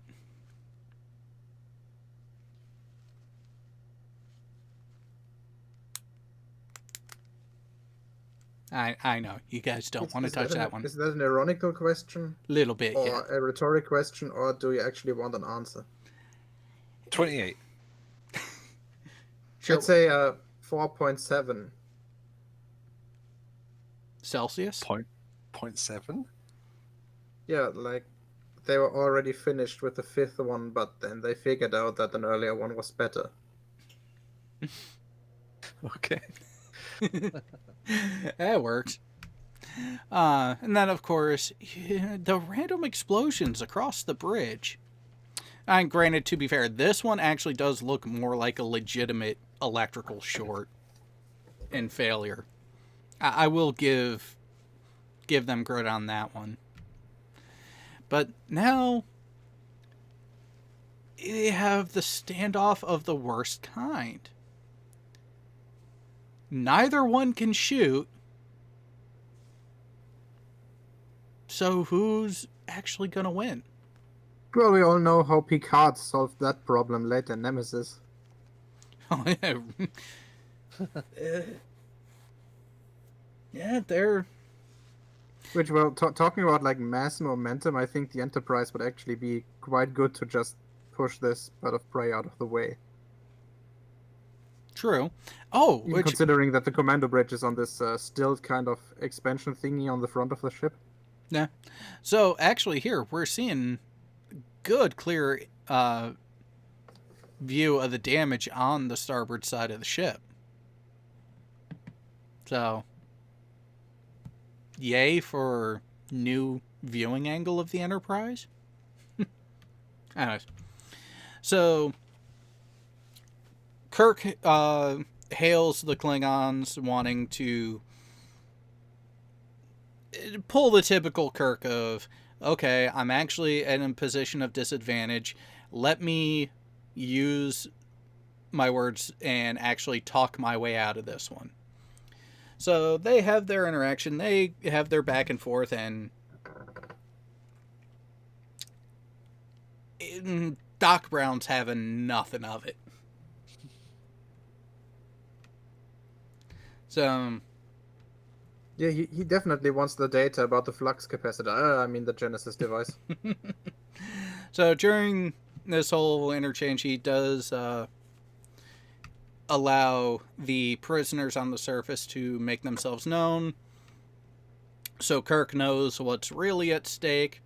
And to prove his point of just how solid his resolve is, kill one of them. I don't care which. Yeah, and then they choose the person that probably knows the most about the Genesis device. Well, to be fair, at this point, right before the strike happens, right after this, I should have got the screen cap. he wasn't going to stab David. He was standing behind Savick. David actually turned and jumped in the way. David actually sacrificed himself in that instance. And granted, David put up a good fight for about 10 seconds. Yeah, come on, what do you expect? It's a Klingon. It's a Klingon versus a scientist. Yeah, I'm surprised it lasted 10 seconds.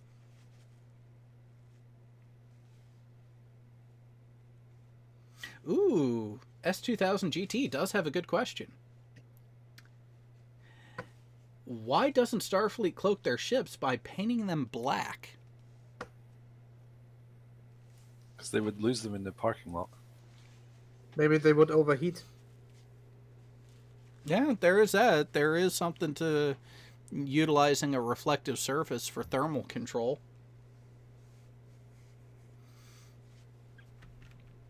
So maybe they just don't like black vehicles. That's a tough one to pitch. But so after that, we go ahead and get the announcement from Savick to Kirk that, in a very Vulcan manner, David is dead.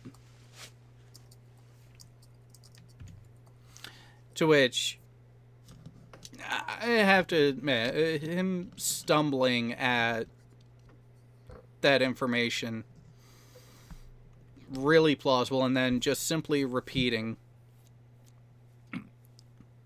Klingon bastard, you've killed my son. For a child he is really only known about for what? A few weeks, maybe a couple months tops? That sudden, he's in my life, now he's gone, and in this way,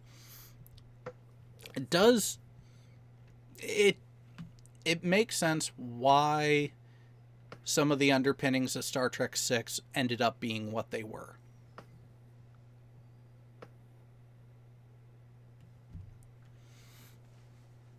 Now, after everything, Kirk on the surface appears to go ahead and agree to a surrender, wanting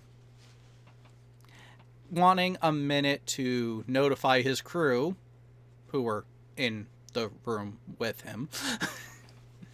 And Commander Krug actually is nice. He gives him 2 minutes, which is enough time to pull the ultimate ace out of the hole for this one.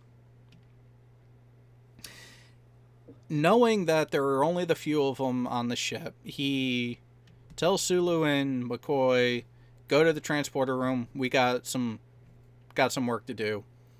And what do? They set the auto-destruct. With the same codes from TOS. Looks like the factory default codes. You think? Yeah, that's the Starfleet equivalent of having the pin of your smartphone set to 0000. I know. The final code for the 1 minute countdown is 000. Well, they didn't want to rip off from Spaceballs too much and go with 1, 2, 3, 4, 5.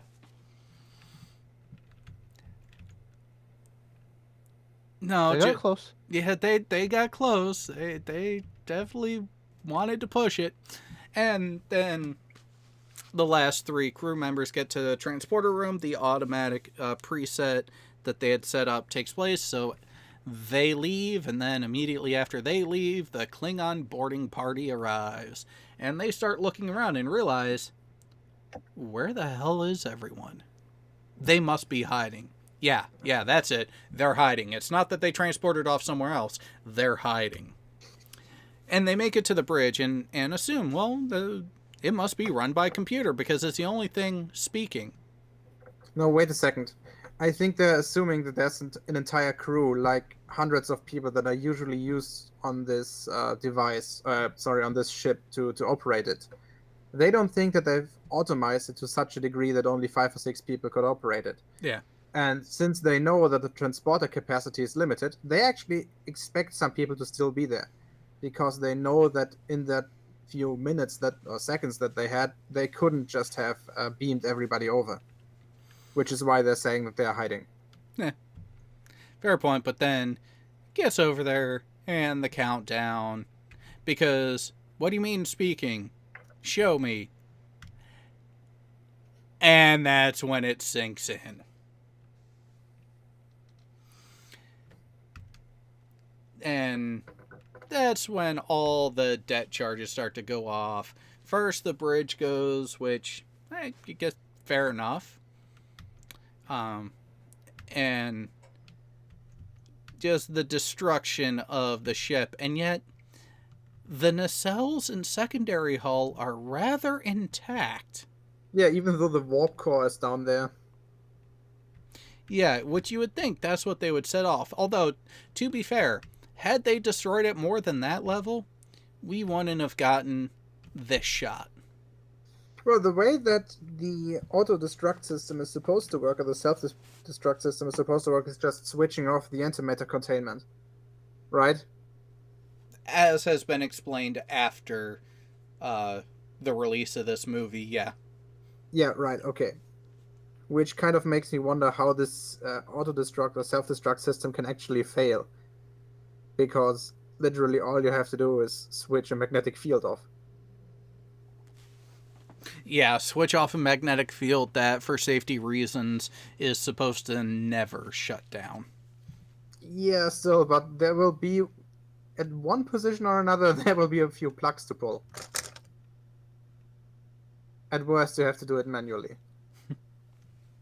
Yeah. But since it doesn't make any difference if you can't beam out, why not, do it? Fair point. So, get the nice fireball for the remnants of the Enterprise crashing to the surface of the Genesis planet, and my God, Bones, what have I done? And to be fair, McCoy has a point. Turned pretty much certain death into a fighting chance for life. It's kind of Kirk's MO in many cases, of being caught, being set with a losing hand, and making it through somehow. Then we get more of the rumblings and changes to the planet going, coinciding with things going on with Spock, which,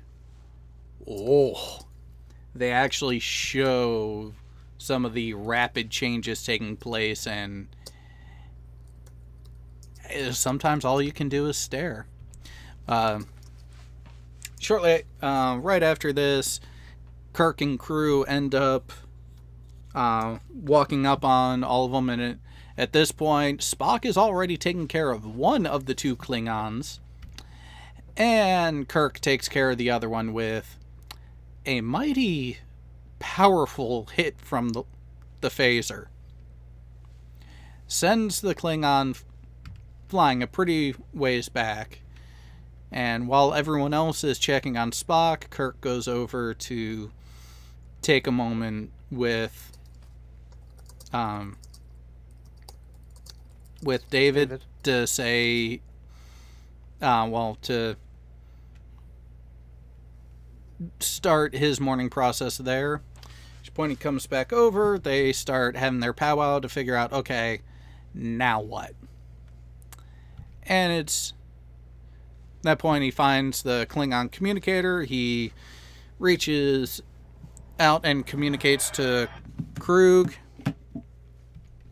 who then transports down and is like, yeah, I'm still going to try to get you.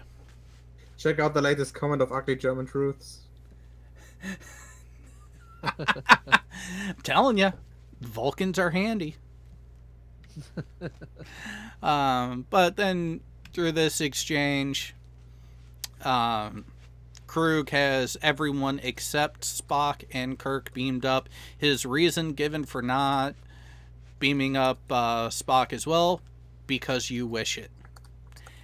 And at every turn, pulls the ultimate, no, I'm not doing it because you want me to, and I'm not doing what you want me to till you give me what I want. It is just horrible negotiation tactics on both sides, to which, in typical TOS fashion, they end up fighting.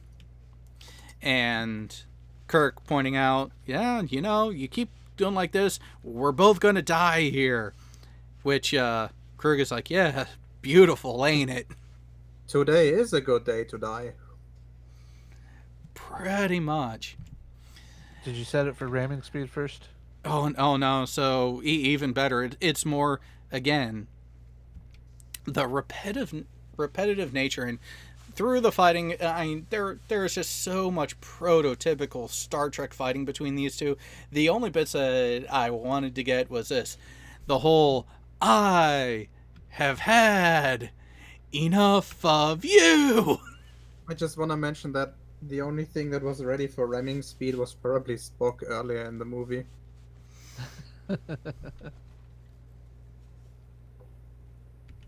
And yeah, that sequence is followed by the worst CGI fall ever. Yeah. Again, apart from maybe that bomb ride in Doctor Strangelove. Yeah, but how much did you really expect from Doctor Strangelove? I mean, you would kind of expect a sci-fi movie to be more towards the leading edge on visual production. Yeah, right. I mean, the other one was a satire. Yeah. In that case, being unrealistic is allowed, but this was just... this was just painful to watch. The way that he stopped rotating mid-air for no apparent reason. Yeah. The way that the lighting and the contrast and anything just didn't fit into the scene. Excuse me. Anyways, after that, Kirk takes a look. Is like, all right, time to get my happy ass out of here. And of course, as he's going up and, oh, what a beautiful view. Yeah, that's because it finally has an atmosphere. I still want to know where the fuck that stellar mass came from. That's going to be my... Anytime that Star Trek 2 and Star Trek 3 come up, that is my biggest contention of... Genesis was only ever designed to make a planet. Where the F did that stellar body known as a sun come from? Well, maybe if the nebula was denser than they thought, at one point you're gonna have a runaway gravitational attraction. Which is why, instead of ending up with a big-ass planet, you might end up with a star. Because that's how gravity works. Yeah, but still. It's my issue, and I'll stick to it. At this moment, Kirk ends up over by Spock, who is now unconscious, because he's effectively a biologically empty shell. Everything's there, but no mind. So, well, he's basically a non-formatted hard drive without an operating system. Yeah. So at that, as things are falling around him, Kirk on the communicator orders them both to be transported up. And the only Klingon left, John Larroquette's character, is now overpowered without even trying to fight. So how much you want to bet, if given the opportunity, he would have joined the Federation and been the first Klingon officer before Worf?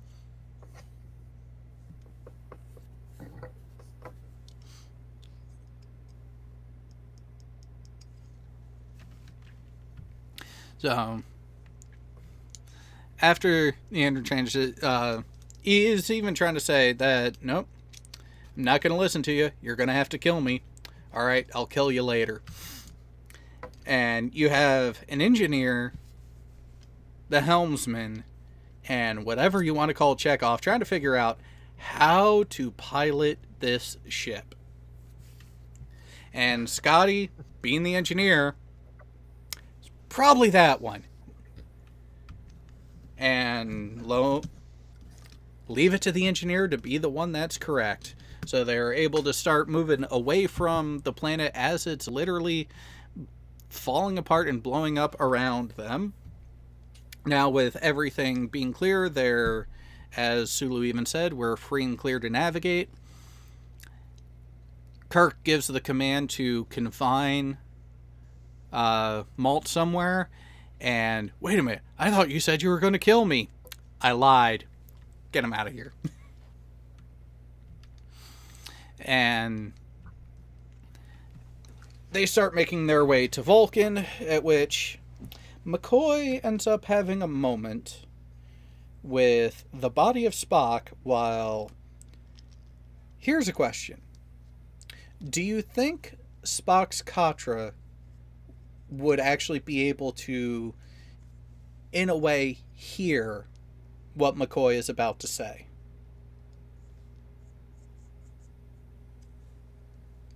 I don't know.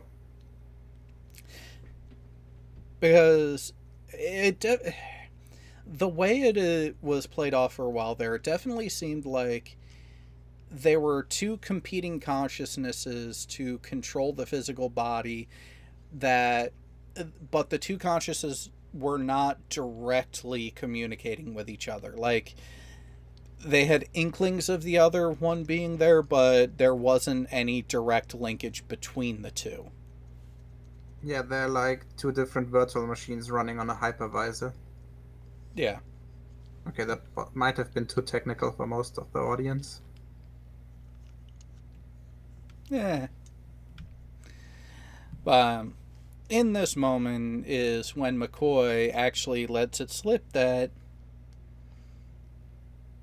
he actually misses having the arguments with Spock in person. So, just goes to show that even in the Navy of the future, the people you make fun of and give the most difficult time to and make the most wisecracks and jokes about, those are the people who are really your friends.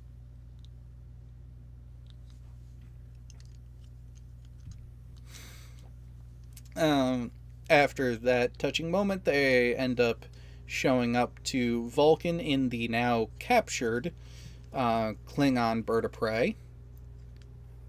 Or the Klingon hijacked Romulan bird of prey, however, if that's how you want to look at it.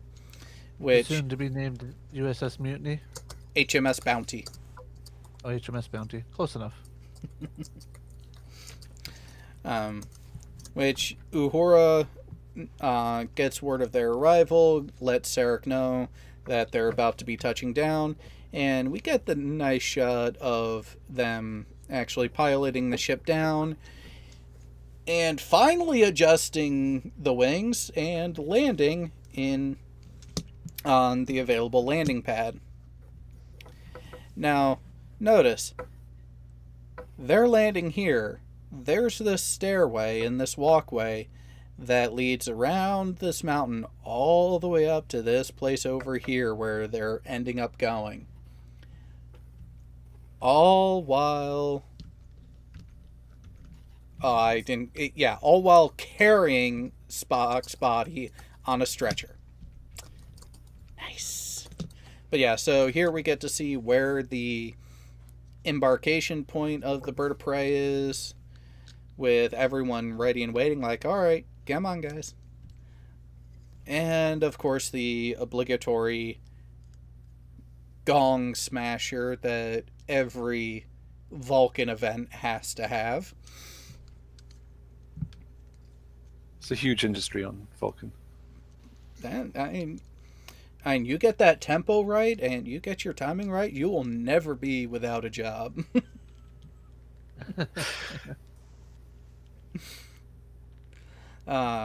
But so here we have what would be... I mean, she's the high priestess of the Vulcans. There's no way around it. So they bring Spock's body up with the friends and everyone behind, but no, you can only go this far. But you couldn't have just said that instead of, no, you gotta be a dick and block my way with a overly ornate attempt at a weapon. You know, for a highly logically evolved people, they do some kind of questionable stuff. Rituals. What can you say? Rituals and mysticism. And so it's here that she announces that, yes, the body of your son Spock still breathes. What would you want to do? And Sarek asks for the Val Torpan, the refusion. Pretty much taking the Katra out of Bones and putting it back in Spock's body where it belongs.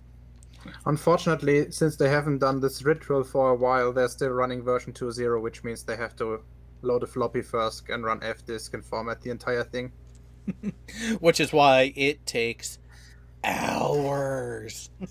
Yep, also his brain has to reboot, and that takes a while. And when asked who holds the Katra, it's Bones, to which she lets him know that not only is there danger to Spock of this if this doesn't work, there's also danger to you. Which, aptly put, McCoy responds with, "I'll take the danger." And I know, hell of a time to ask. It's like, yeah, out of everything that has happened so far, now they ask if McCoy wants to go through with the danger that could potentially end his life. By the way, is that supposed to be to power? I believe so. Maybe? I mean, they are not making it 100% clear, are they? No, it's just listed on IMDb as High Priestess. The interesting part in all this is she even said she doesn't see the logic in Sarek asking for it. And this is where going back to what I said earlier about Sarek and how he should have known better about what he was putting Kirk through with the mind meld. In this moment, Sarek actually acknowledges that when it comes to his son, that his logic is uncertain. That is as close as you will come to a Vulcan admitting an emotional reason for what they're doing. According to Memory Alpha, the High Priestess's name is Talar. Okay. Yeah. So it's just a fascinating insight that, well, of course, as a child first watching it, it's something you don't catch, but even Vulcans are capable of recognizing and acknowledging when their reason for doing something may not be entirely pragmatic. When there is a bias and another reason behind it going on. So McCoy agrees to do it. Again, very handsy people. She becomes the conduit to relocate the Katra of Spock from McCoy to back into Spock's now regenerated body. And it is night when they start this, and there's the sunrise, and it's finally another gong blow to signify that it's been done, and it at least is apparently successful to this point. In which they carry her off. McCoy says, I'm fine. And then Spock walks by with who is going to be his teachers for the next bit of time. But as he's going up the stairs, he stops and turns around and starts walking down, recognizing everyone, and ends up replaying the last verbal interaction he had with Kirk right to his face like that. Quote, "Hi ma'am, test complete, 640 kilobytes available." Pretty much. And then... Oh god, the dog jokes. And then as he walks off, he stops and... Jim. Your name is Jim. Although, another interesting thing is, right before this, Spock asked Kirk why he did this. And Kirk's response was to flip the axiom the other way around. The needs of the one outweigh the needs of the many, is what he said. Yeah. How long do you think it would be before Spock would have started giving Kirk a hard time in his own way for that decision?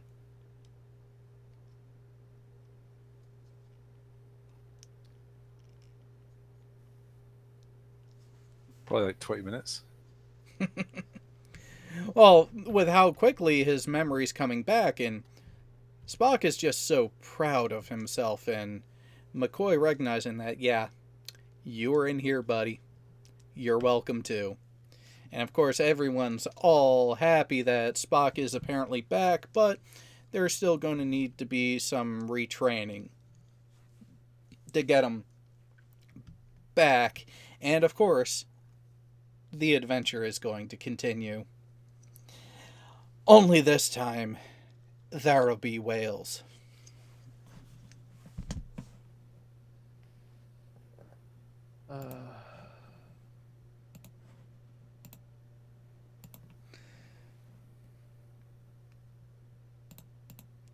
So that should end up being a rather fun one. And as I said before, now that I've gone back and watched Star Trek 3 with a more pointed view and mindset for it, being more methodical with it, and actually really just trying to pay attention to it more, it's not as bad as a lot of people make it out to be. It's better than a lot of the criticisms, but that in no way says that it's a good movie. No, in terms of Star Trek movies, it's probably above average, but let's be honest, that's not saying very much. Because 5 and 7 and 5, 7, 9, all the new ones, obviously, they're all terrible. With the exception of First Contact. Yeah, well, by new ones, I mean the Kelvin timeline. Oh yeah. Those, you really have to treat them with kid gloves in their own way to even just justify their existence. So we are actually at about 2.5 hours on this one, and we actually are gonna have to wrap this up pretty quick, because there is going to be a live stream on Marvel Girls channel that we're going to be going over some rather interesting police-related videos from the U.S. No. Oh yes, I think. Did somebody else get 20 warning shots in the back? Oh no, you're gonna enjoy this first one. I'm not gonna spoil it, but let's just say. Honestly, I probably won't watch it anyway because it's midnight and I'm heading out to bed. Oh, but you don't want to hear about why a police officer recently got fired because what he allowed to take place in the back seat while he was in the patrol car. Well, I It, have a slight idea. it's a short enough video. If you want to come over and watch that one, I will not blame you for running away after that, because from what I've seen, it only gets worse from there. But so, what are your guys' final thoughts on Star Trek 3? Was it? Can I go first? Because I Go got to for duck it. out real quick. Go ahead. It's really kind of okay. It's super predictable. There's some nice shots towards the end, but it's got a very there's a joke in Spaceballs where they talk about Spaceballs 2, the quest for more money. Well, that's kind of the feeling you get, or the feeling I get when I watch Star Trek 3. It's kind of just there because they liked the franchise and they wanted more cash. Okay, here's my call on it. To sum it up in one single sentence, at least it's not Star Trek 5. It's Empire Strikes Back. I like that one, actually. It's better than episode 2.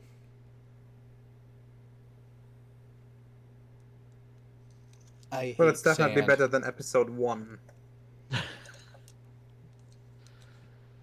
To be fair, episode 1 was more watchable than episode 2. No, I disagree. From the prequel trilogy, I actually enjoyed the first one the least. Woohoo! 2 and 3 were better in my opinion. Or yippee! Well, okay. Highlights of episodes 2 and 3. Ewan McGregor's portrayal of Obi-Wan. Yoda fighting. I didn't say the only highlight. Yeah, I thought you were starting a list and we were supposed to continue. Oh, well, that's true. But we can have that conversation on another day. With that, thank you all for showing up. Head over to Marvel Girls channel. We will be going live there momentarily once I get everything set up on this end. And don't forget to check out the Hangout tomorrow on my channel where I will be roasted. This is some deep hole that I'm not getting out again. Oh, fuck's sake. Oh, Where did you even take all of those? One episode of Kanar with Damar. All 3 of those came from the same episode. Yeah, I was supposed to say I even can't remember where those came from. I've done so many Hangouts at this point. You'll probably find tons of that material on my channel if you really want to find it. Oh, I probably could. Please don't. I won't yet. All right. Well, until then, I'm looking forward to seeing all of you wonderful people at the next Hangout in a matter of minutes. And also, in the interim, we are still running the GoFundMe and the investment opportunities for the startup of the nonprofit business that I want to get off the ground. So if you or you think someone might be interested in helping out on that, links are in the description. Pass along that information, and I am available to talk to anyone about that subject anytime I am not on air. So till then, we will catch you later. Later.